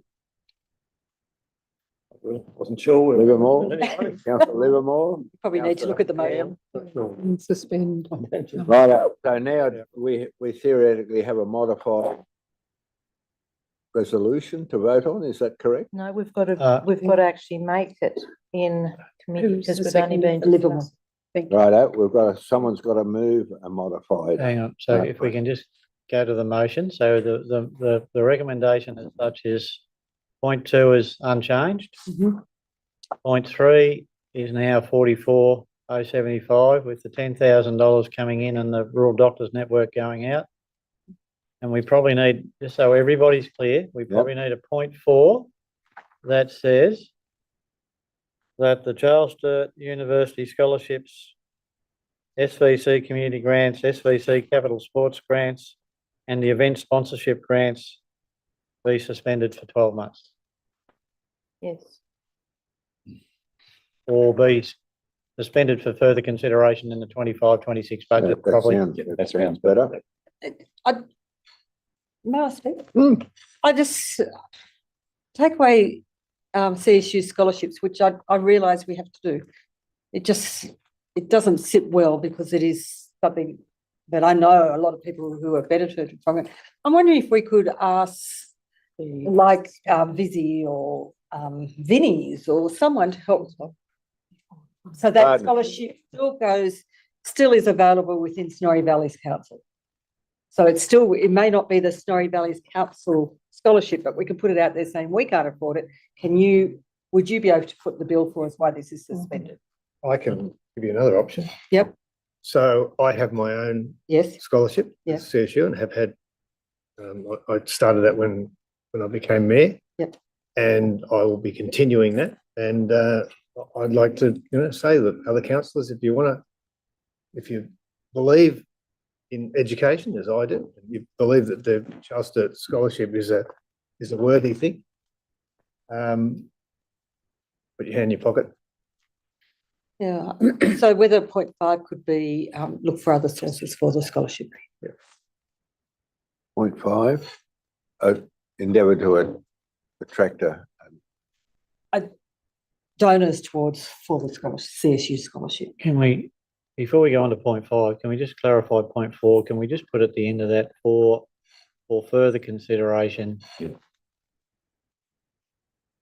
during the development of the 25-26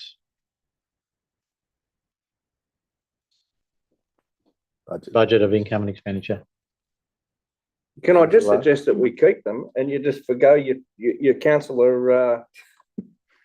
Well, we can't, junkets? well, you can't because we're voting for a new council. We can't vote for a new Well, council. Well, they don't necessarily have to adopt this either. I mean, we Well, they saw the do, last because council, it'll what we be in adopted the- got thrown out in the first few weeks. The airport went round circles for about 2 years. That's a helicopter. Say that again.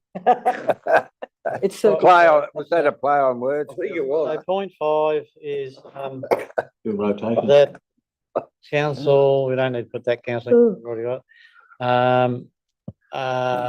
source.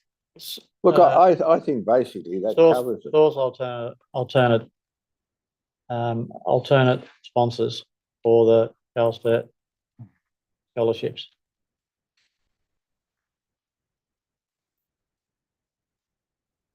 And that can be councillors if they want to.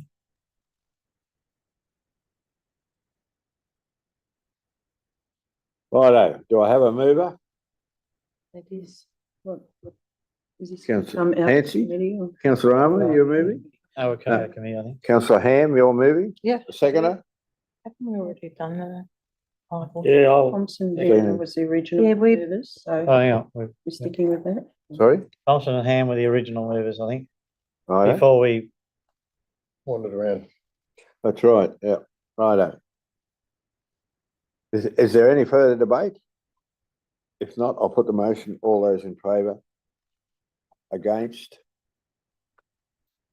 Carried. Councillor Hayes and Councillor Lara against. Now we go back to. Righto, now we go back to 10.5.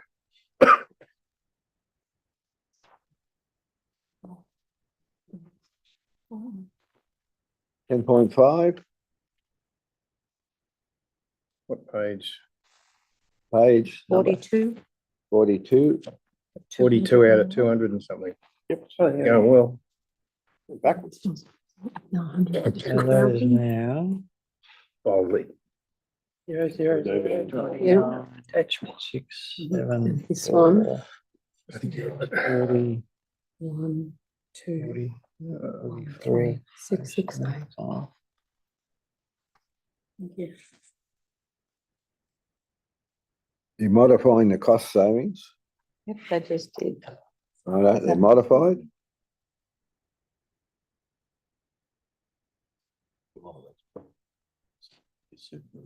Yeah. Not easy.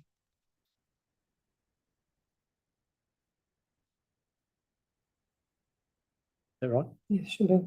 So the 10,000 is you, like the 50,000 from community grants, the 30,000 capital sport, and the 60,000 for event sponsorships totals 150. So that's the savings essentially. which Didn't we is also, Bottom figure.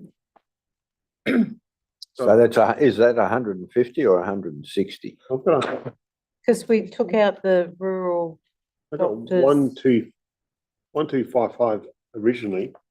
Mine's 150 is not quite. 221,849. But you'd already taken into account those savings On those people that run those. Not in all this of them. report. Run those. It was a bit presumptive. So we've already just They're all resolved out of a on job. like donation amounts. So those changed when we put the insurance back in and removed the bush bursary. So we've adopted that at 44,075. So this is the savings moving forward Events officer. from the previous recommendation for that we're not going ahead with for this year. So they're the savings essentially, but we are going ahead Right. with those other donations. So they have to be. Yeah, That's right. So they haven't been included in that amount. That's if not that makes right, sense, Rebecca. guys. So the 150,000 is the scholarships, the community grants, the capital grants, and the event sponsorship. That's makes up the 150,000. Yes. 6, that's right. Righto. Is there a mover and seconder? Can I just get clarification, the 801,000 or so, is that inclusive of the library services staff hours as well? No. So that's, So the library services is mostly made up of staff hours? yes.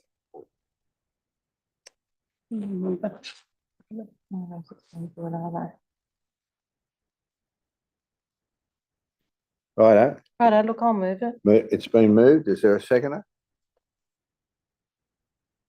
Yeah. Councillor Ivel? Any debate? Oh. If not, I'll Oh, put, no, I'll sorry. speak to it. You know, I know that this isn't popular. I know that people are not going to be happy. I know that there are going to be people who feel that we've really done the wrong thing by them. But we've been elected to make the really tough decisions, and it's never been tougher than right now. And we can either choose to pass the other things that we've just passed and not do this, or we can have the actual belief in what we're trying to do and send a message to the community that this impacts us as well, and that it is an incredibly difficult decision to make, but it's one that we're making in what we truly believe is the best interest of the council and community going forward. And we've suspended some of the grants because we want to try and get our head above water before we sink completely. And, you know, I think we're forgetting here that we're 9 people sitting around a table making a decision.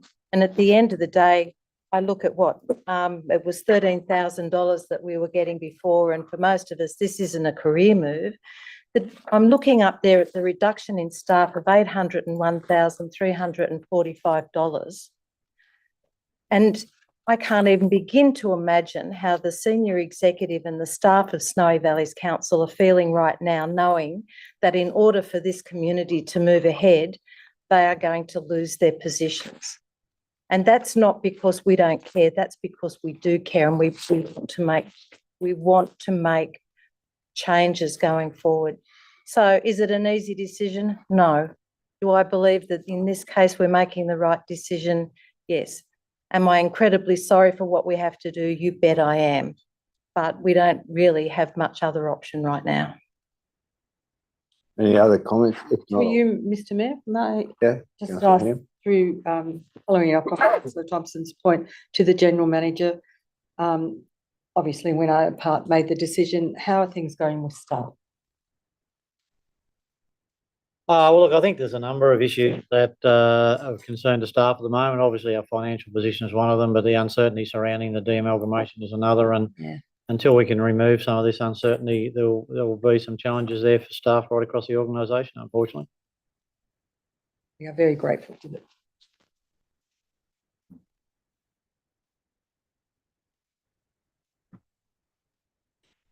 Very good. If not, Councillor Larder. Yeah, look, I'll just speak against it. I'll make a couple of comments. I really don't think this is necessary at the moment.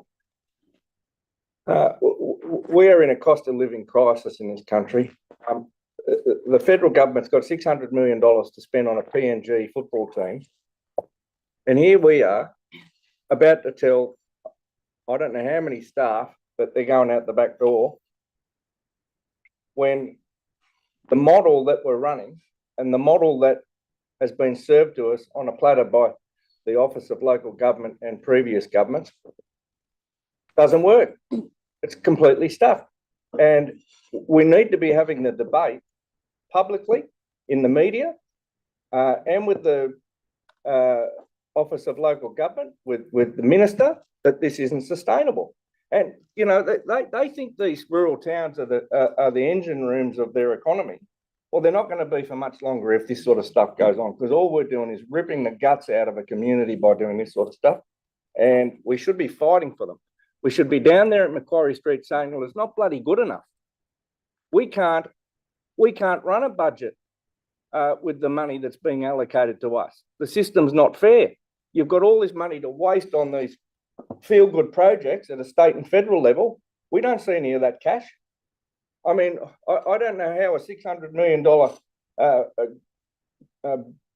money grab to for a PNG football team comes before this. I mean, it's madness. Right. I've just got one more question, and it's a That's question all right. without notice. With those reduction in staff, do we know how many of those staff were getting towards the end of their careers and were considering exiting the organisation anyway? Well, there's a number of staff, a number of vacancies at the moment, so there is no person in those roles. However, there are some staff either in the libraries or employed elsewhere, and I think it'd be fair to say that none of those are reaching anywhere near retirement. Okay.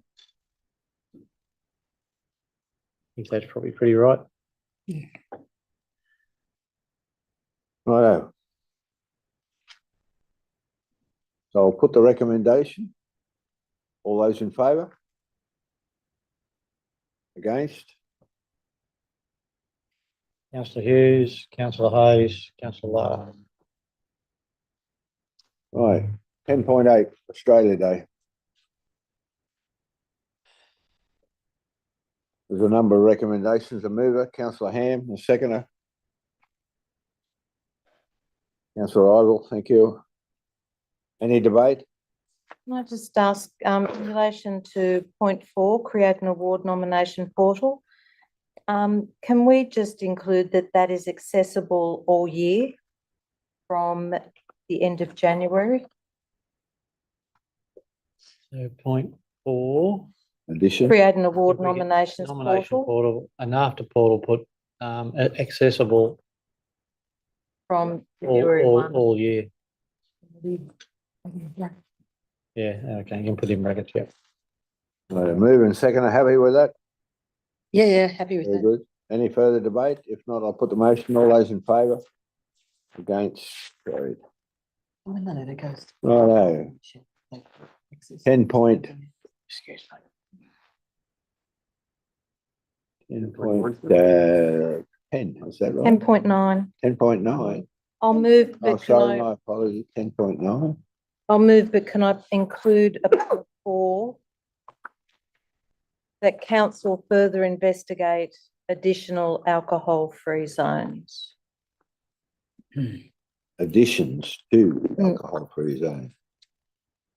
Well, Yeah. additional or additions to whichever your In the next 12 months. additional, yeah. Yeah, it is. I raise that because when you go in and you actually look at the areas, particularly down around the racecourse, it stops, it only goes from the trainers' stables down to the entrance area at the racecourse. I think it needs to continue around to the that route. football field. So there, I'm sure there are a number of other areas that need to be reviewed as well.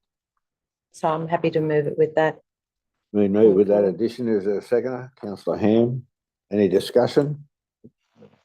Just, Councillor we Hayes? just put a sticker on the existing signs. That's all. I would hope so. I would hope so. Righto, I'll put the motion. All those in favour? That's Sharpie. Again, Sharpie, that's right. Unanimous? Unanimous. No, it Right, wasn't. 10.10, making No, a no, levy of the rate. No, it wasn't. Sorry. unanimous. Councillor Larders again. And councillor Councillor Larder. Lars as well. There's too many rules. Who was against? Who else? Too many over-governed madness. Free alcohol. Righto, okay. Righto, 10.10. Been moved by councillor Ham. Is there a second? Well, for the second time of asking, is there a second? Councillor Hughes. Thank you very much, councillor Hughes. Righto.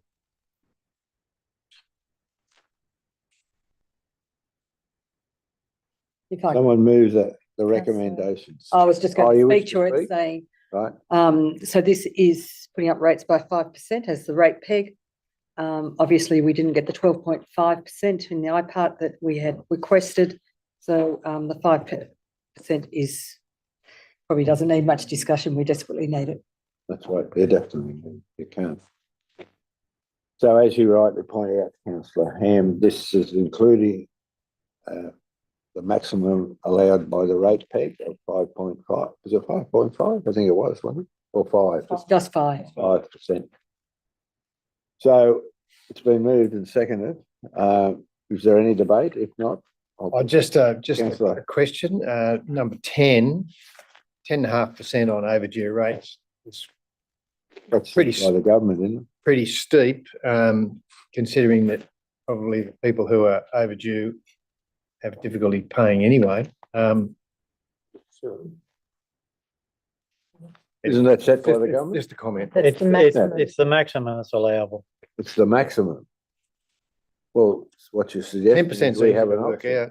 Well, It says that. You have got an option, but it's generally been the case that most councils take the maximum. They do. Very good. Well, no, there's no suggestion of modifying it, so I'll put the motion. All those in favour? Against? Councillor Larders against? Councillor, right. 10.11, which is the late report. And the late report identifies where the money went. Is that correct? Yeah, so in essence, I guess the, Would you like to give a bit of a preamble, Mr. General Manager, or Oh, should I ask the Director? no, I'll be happy. I wrote the, well, Right. I did most of the financial information around the report.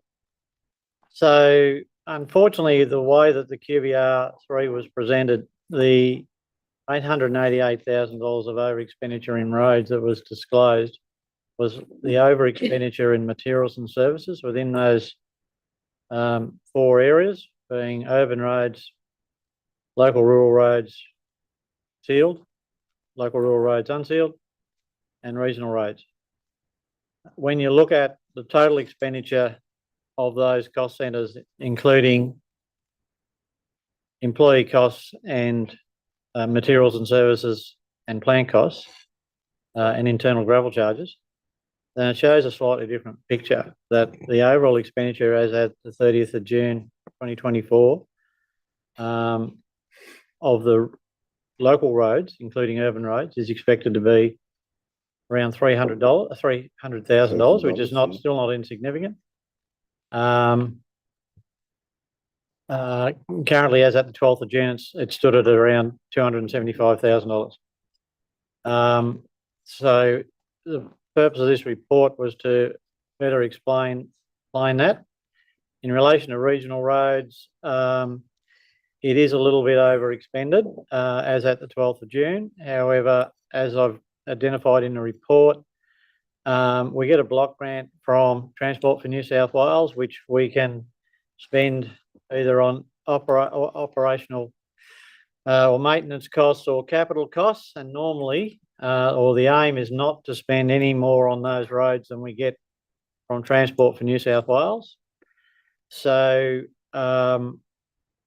what's proposed there was that a capital job, the value of a capital job has been transferred to maintenance to cover the over expenditure, and that capital job will be done under the essentially the emergency works that councils had funded, because I think it was in both programs. So in that regard, as at the 30th of June, regional roads will not be overspent.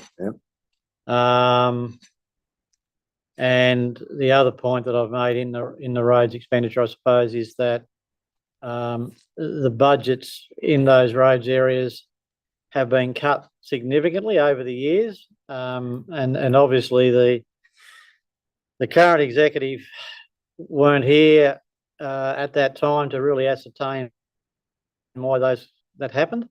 But as you can see, for example, with urban roads in 2021-22. The budgets for those areas that I spoke about, employee costs, materials and services, internal plan charges and internal gravel charges, urban roads was 552,000, and in this financial year it was 384. Local road seal, it was 1,031,031, and this year it was 811.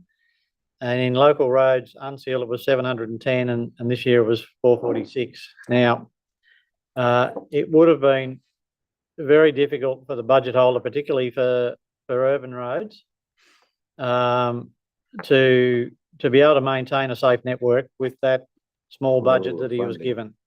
So we've tried to address that in this year's budget to make it a more realistic budget, so that fingers crossed the same. We're not here at this time next year with the same report. Happy to answer questions. Are there any? If not, Hasn't been. Well, only in Councillor Livermore. in relation to point 2 there, Mr. Mayor, that the recommendation is that the overspend be funded from untied revenue. I guess that takes me back to comments earlier about long-term financial plan and having negative values of untied cash. But anyway, just be nice to know which untied revenue will be funding that.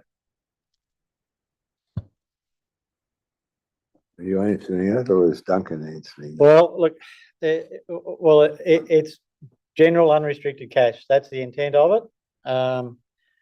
We're optimistic that we will have some unrestricted cash this year. As you know, it was 105,000 last year. Now, there were probably, a few reasons for that, why it was quite so low. And we're somewhat optimistic that it will be more than 105,000 this year, and hopefully sufficient that that $300,000 can be, I guess, covered from that source of unrestricted cash. So you're happy the closer it gets to June 30th, the more the unrestricted cash will increase? Well, we've been going okay. We've been going okay, but it's until you until you, The dead. until you sign off all the financial statements, it's You won't. always a little bit difficult to put Right. the final number on it, but, it's, it's looking okay at this particular point in time. Right. Okay, someone move the rest, the recommendation. Councillor Idle, seconded by Councillor Ham. I'll put the motion if there's no further debate. All those in favour? Against, carried. We're going to 10.12. Is that correct? Yep. Statement of investments. Are there any questions? Happy to move. Been moved by Councillor. Is there a seconder? Councillor Thompson. Any debate? Any questions? If not, I'll put the motion. All those in favour? Against, carried. 10.13. Water and wastewater charging policy review. Happy to move. Happy to move. Councillor Ham, move. Is there a seconder? Councillor Livermore. Any discussion regarding wastewater policy? If not, I'll put the motion. All those in favour? Against, carried. Unanimous. Unanimous. I think that's the end of 10, isn't it? Yes. And now go to 11.1, planning proposal, Fago Forest Road, Tumbarumba.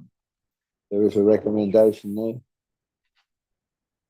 Anyone wish to move? Councillor Ham, is there a seconder?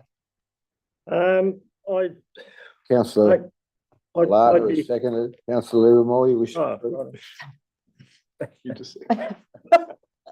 He's busting. Yeah. The only point I support it. However, I don't support in the planning report the actual suggested wording for the amendment for the next clause. I don't believe it should be a site-specific clause in the LEP for this. So other than just removing that little sub-clause that identifies that lot 2, I'd be happy to support it. Through you, Mr. Mayor. Is it Councillor possible, Thompson? is it possible for an explanation of the process? I think a number of the councillors at the table today have received phone calls from people expressing some concerns about what this is and how it's coming about. And I just think it would be worthy to have an explanation for them. Through the chair, this is a planning proposal which seeks to amend the Tumbarumba local development plan. Within the Tumbarumba LEP, there's a restriction on the subdivision of land in the C3 zone, which prevents any lot from being created that's less than 160 hectares. In relation to this, the proponent is seeking to subdivide off the C3 land from the RU1 land for the purpose of a stewardship agreement. Now, in order to do that, they're seeking to obviously sell that to another party which is seeking biodiversity credits under the biodiversity stewardship agreement. And in order to do that, there has to be an additional amendment to the LEP to insert a provision which will enable C3 land to be subdivided to any size for the purpose of environmental purposes. So in terms of the planning proposal process, the initial planning proposal is lodged with council, it's assessed, it's reported to council, which is subject to this report. If the council's adopt it, it then goes off to the Department of Planning. The Department of Planning has to then issue a gateway determination. Once that gateway determination is issued, then it will go on public exhibition for a period of probably 28 days in accordance with that gateway determination. And we'll likely have to also consult with government departments in relation to that. Once that information has been received and any submissions are received in relation to that, it will come back to full council for determination. And if council support it, it will then be enacted. So technically, this is not a tick today and it's going to just happen. Correct. Thank you. It's a process. For you, Mr. Mayor, if I could. Councillor Ham? Could I just ask if this parcel of land was in Tumut, would we be going through this?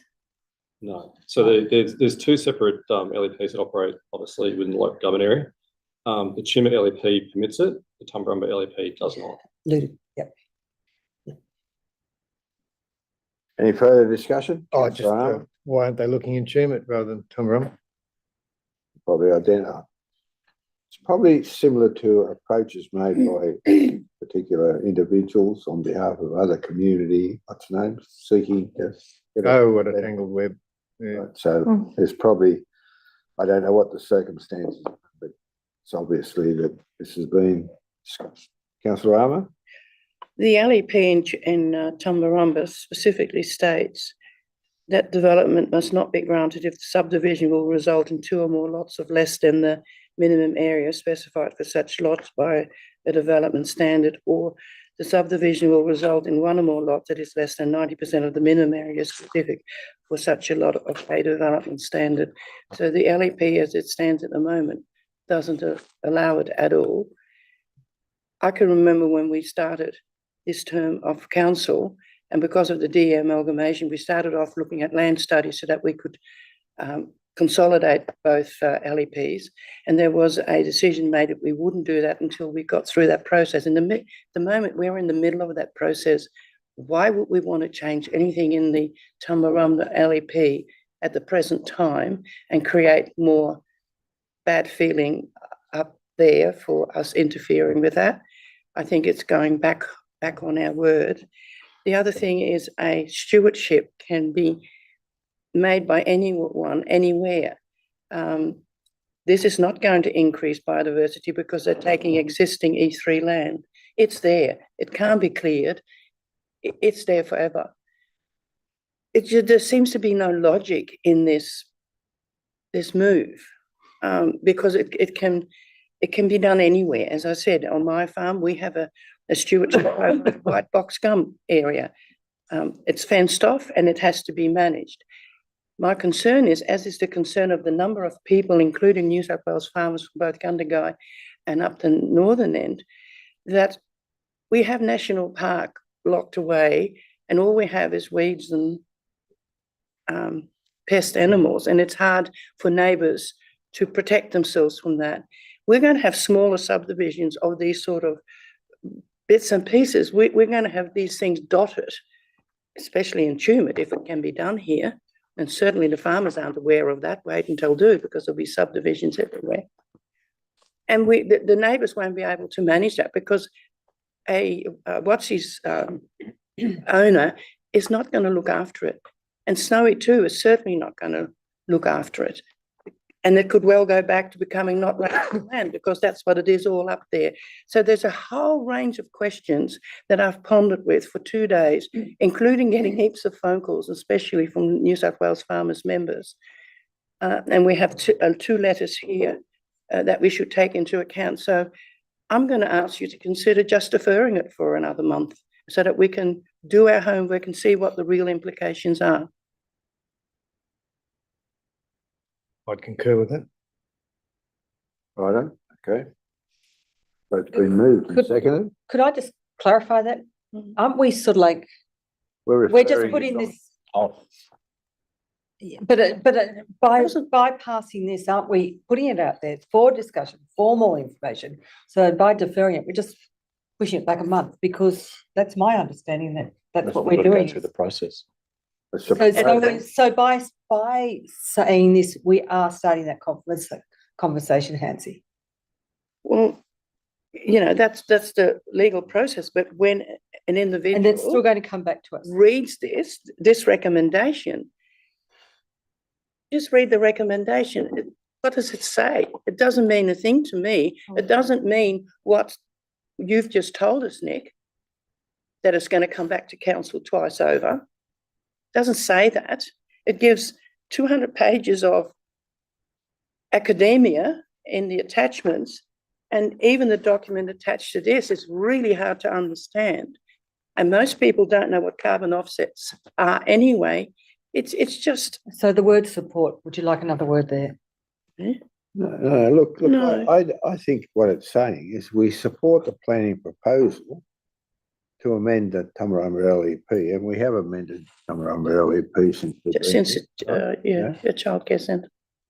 The second part says forward the planning proposal to the Department of Planning and Environment for a gateway determination. Now, maybe we should define subsequent to that, what that the next step in the proposal.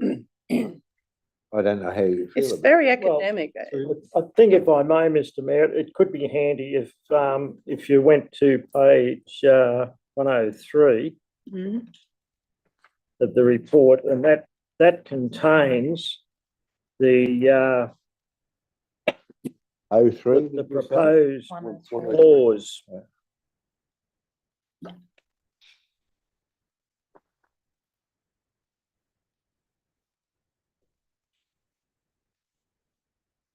So the proposed clause there with 10 dot points. And what my comment was earlier was that dot point 1, 2, 3, 4, 5, 6 should not be included. Gateway determination, subsequent public exhibition. You want that to be excluded? Well, the reference making it site specific to a particular lot, because if we amend the LEP, if that's the eventual outcome, it's amended to allow That activity to occur within the, smaller lot subdivision for biodiversity conservation, and that's all it's for. There's no additional dwelling entitlement or anything. If we make this site specific, then if someone else next week wants to do it, they've got to go through all the Same process again. proposal again. and based on the fact that it's part of the tune. See? It's harmony. Right, do you wish to include that as part of the recommendation that you delete in clause 4.1 AB exemptions, exclude dot point 6, is it? Yeah, that would be my suggestion so that it's not site specific. And that's in line with reading through the planning proposal. There's a lot of commentary there where they've gone to the Department of Planning initially to discuss this. And that was what That they was their supported, recommendation. making it not site specific, so that it was a general clause in the LEP that would facilitate. Righto. Well, you're happy to move that we note that clause 4.1 AB dot point 6 be excluded? Before that happens, can I just clarify? Yeah. Will this still come back to council though, no matter Got what to. it is? Yeah, Yeah, cool, okay, Well, I'm just saying there, it's just for clarity of people here, sure. not understanding what the resolution's saying. Yeah. This is exactly what the resolution is about. Okay. Righto. So do we need to have a 0.3? Well, do you need? Okay, right, so Jenny might be able to pull that up easily. I can do it later. Yeah, okay. I have Councillor, I have a concern that potentially locking these blocks up, which is what I imagine will happen, Mhm. will create a haven for not biodiversity, but for Biosecurity. just weeds and Yep. feral animals. And geez, haven't we got enough of them? The other thing, I think it sends a bad message to people who've been trying to get our local environment plan amended or subdivision or whatever, and basically have been all stonewalled in a way, or just not who've been just told you've got to pay for it and that's it. Full stop. Because we're not really open for business. I think that sends a bad message as well. Can you put conditions on? yeah, look, Yeah, can I just clarify that last comment that councillor Hayes made? So, the proponents of this particular planning proposal will have to pay. I understand that. Will have to pay, just like everybody else. And have the capacity to pay. They do. They have do. more than the capacity to pay. They do.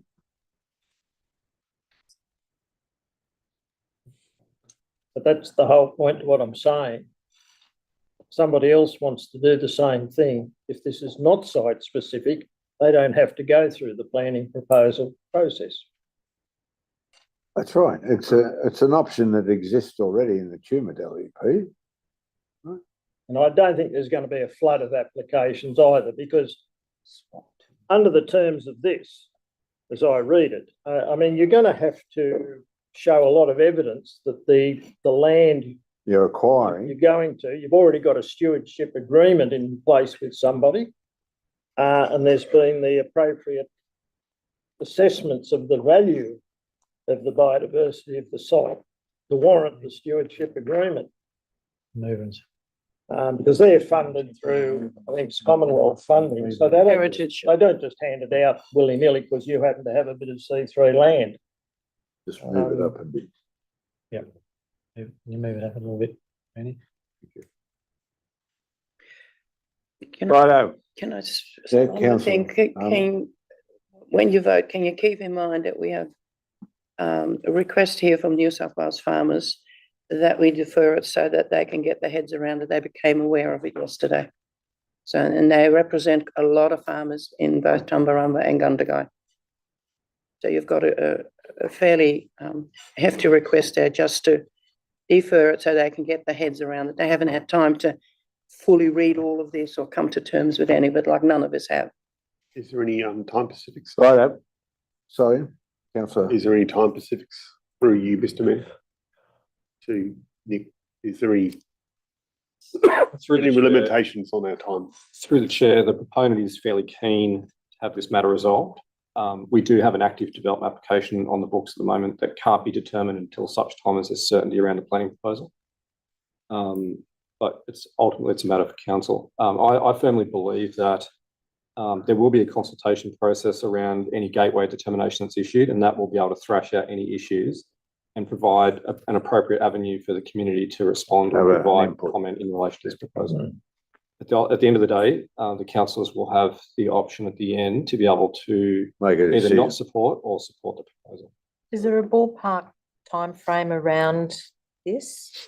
As insofar as if the recommendation is resolved today, so how, and then it comes back and it goes for the gateway determination and goes out for 28 days and then comes back to council.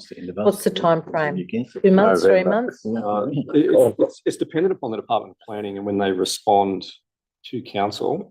But essentially, if council were to support this proposal this evening, we would forward off to the department tomorrow. That can take 4 to 6 weeks for them to issue a gateway determination. And then once that gateway is issued, that will then instruct council on what the consultation requirements are. Usually it's 28 days, and we would then would advertise it in accordance with those requirements. And then you're looking probably another sort of month to 8 weeks, then produce a report to come back to council once we've considered any submissions that have been received. Sounds reasonable.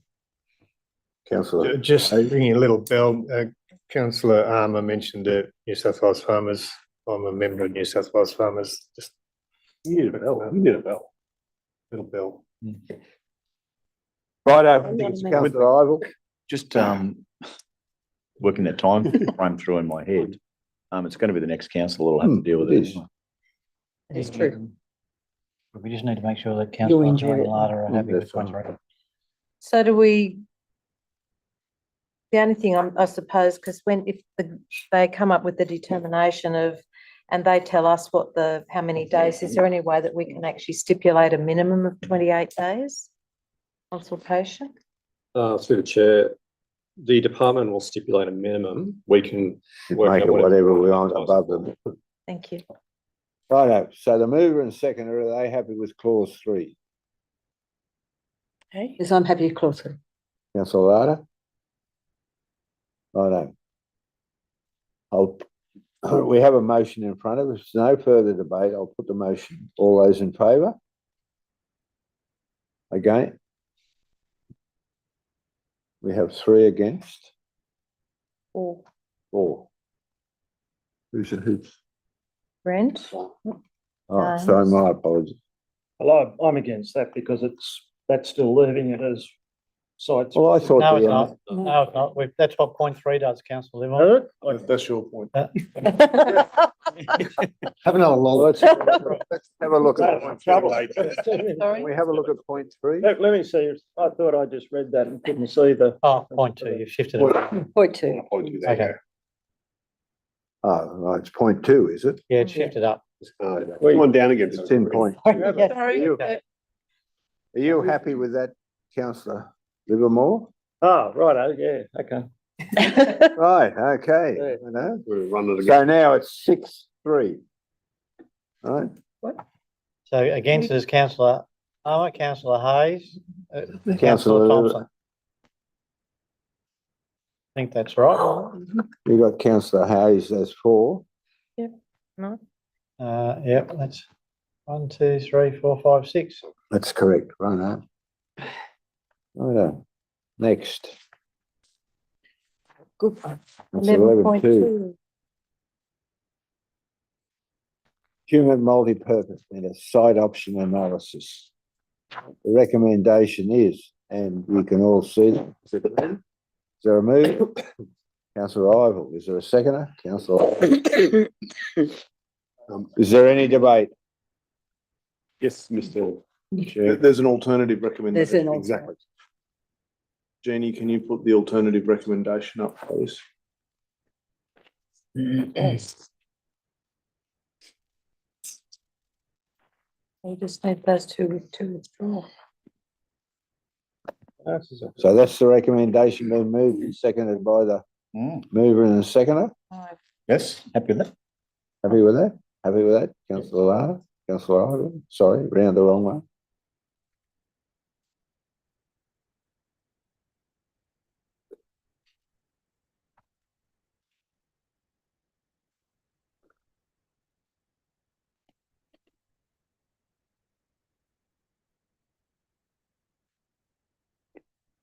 Any discussion? And can I just say that while I'm relieved that we finally seem to have a location, it may also be a wonderful opportunity to look at the overall of Richmond Park and to understand the use of that area as well. Just so that there may be the opportunity to have off-street parking so that it doesn't impact on local residents. Just to make that point. Thank you. Any further discussion? You don't. Do you want to have that included, councillor Thompson, or are you happy with that? Having Actually- raised the issue. If the mover and seconder are happy to include it, It's the only No. option. You can't put it out there without having. It's got to have. That's right. Yeah. So no, Otherwise, there's got to be a proposal, right? Okay. Yeah. If there's no further debate, I'll put the motion. All those in favour? hallelujah. Unanimous. Get on with it. Get on with it. Shovel ready. No, he's gonna, Don't come back again. You got the geotech drillers. I'll be there tomorrow, will 11.3. 11.3.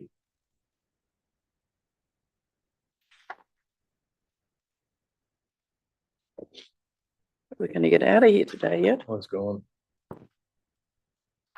I'll move it. Moved by councillor Thompson, a seconder. Got to it, yeah. I thought it's so many pictures. Councillor Ivel. Page is Any Page debate? 152. 152. Any debate? 11.3. Only to say that this basically reiterates our previous resolution from the 16th of February last year. And that moving forward, we also note the responses and thank people for taking the interest to provide those responses. And I'm sure that council will work with those people to address the issues of concern. I know. Any further debate? If not, I'll put the motion. All those in favour? Against? Carried. Unanimous. Unanimous. Lettering. Well, National Those Council who- Hayes, what's the next page? Page 157, 157. Caravan Park. caravan parks, 157, page 157. I'll move this,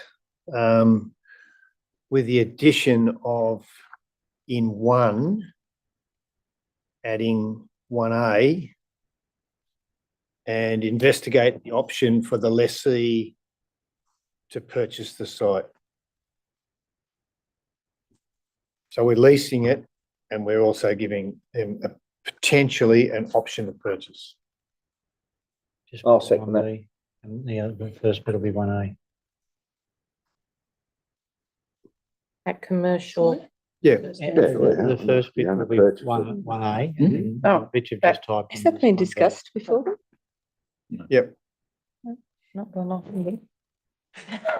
Oh my God. Not here. It hasn't. Yeah. It's only investigate.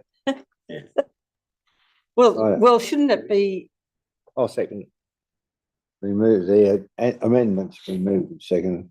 Um, Who moved the resolution in the first Councillor place? Hayes, councillor Lara. I did. That's it. Well, with that addition, they've moved That that addition. resolution with that addition, right up. Okay. So Any so further just discussion? investigate. It's not, Yeah, it's not sell it. Well, yeah, it's could I move an investigate. amendment to the amendment, please? Not an amendment. not an amendment. It's the. It's now part of the original The now, mover has moved a recommendation with that with an additional. additional. How many years Point. have you been on the council? So do you Well, I want to just think move we an should amendment? investigate the option for all the sites if we're thinking of. Well, We we can't can't- sell them all. Because they have some. We don't own on them. land. Crown. Fair enough. Point. Well, Continue. you could sell part of Turnit, and you could sell Adelaide. but you could So they do sell away. Batlow and We Cumberland. can- We can sell most of Batley. You could sell most of Batlow. Okay. That's obfuscation, councillor Hand. It's hot water. The Right. day. With that addition to the motion, is there any debate? If not. Oh, look, just that there's a lot of recommendations there. Some people will be happy, some people won't be.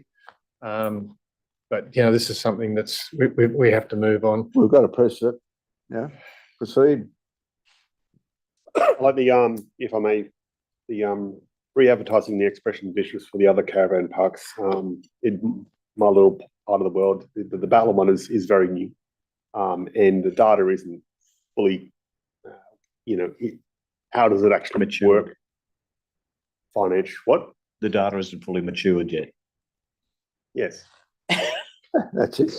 Look, at Yeah, the I end of the mean, it's never day, if going- someone's going to put in No, an expression, give you some they service. should identify Might have to the know it all. potential. Yeah, so, with the new advertising material and watching that place develop and get better and seeing the Batlow Caravan Park being utilised in its full potential during the Cider Fest was pretty amazing. So good luck to it. Very good. If there's no further debate, I'll put the motion. All those in favour? Against? Carried. Unanimous. 171. 171.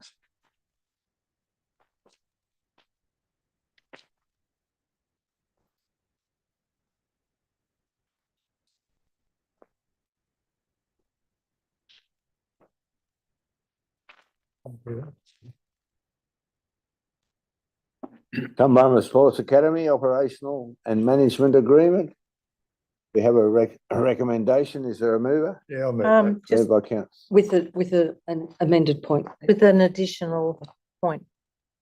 Righto, There should be an just a moment. Jenny. Yeah. Councillor Ham and councillor Thompson, I think. No, No, councillor Councillor Hayes Councillor Hayes. moved it and count. Yeah, there it is. That's it. Thank you.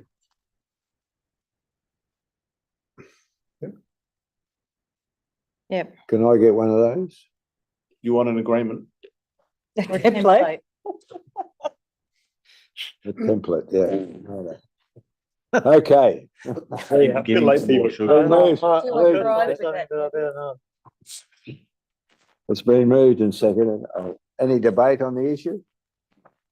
Pretty self-explanatory, I think. Yeah. No, just to, I would encourage members of the community, I know it's a lengthy document, but to actually go in and see what background work has been to prepare this. This hasn't just happened. There's a lot of detail, a lot of information.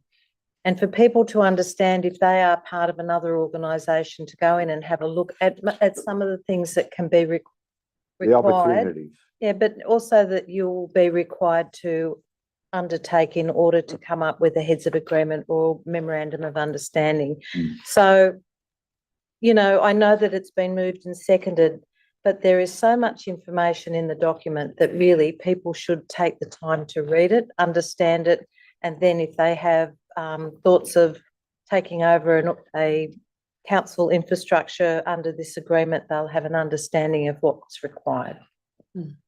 Very good. If there's no further discussion, I'll put the motion. All those in favour? Against? Carried. Where were we now? Where were we? 184. Okay. 184.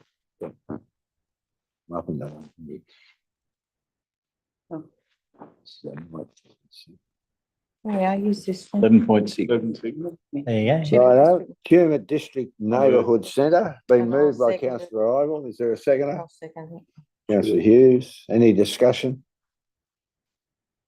If not, I'll put the motion. All those in favour? Against? Carried.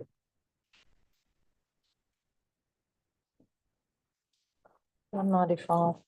I'm told with a Corinthians.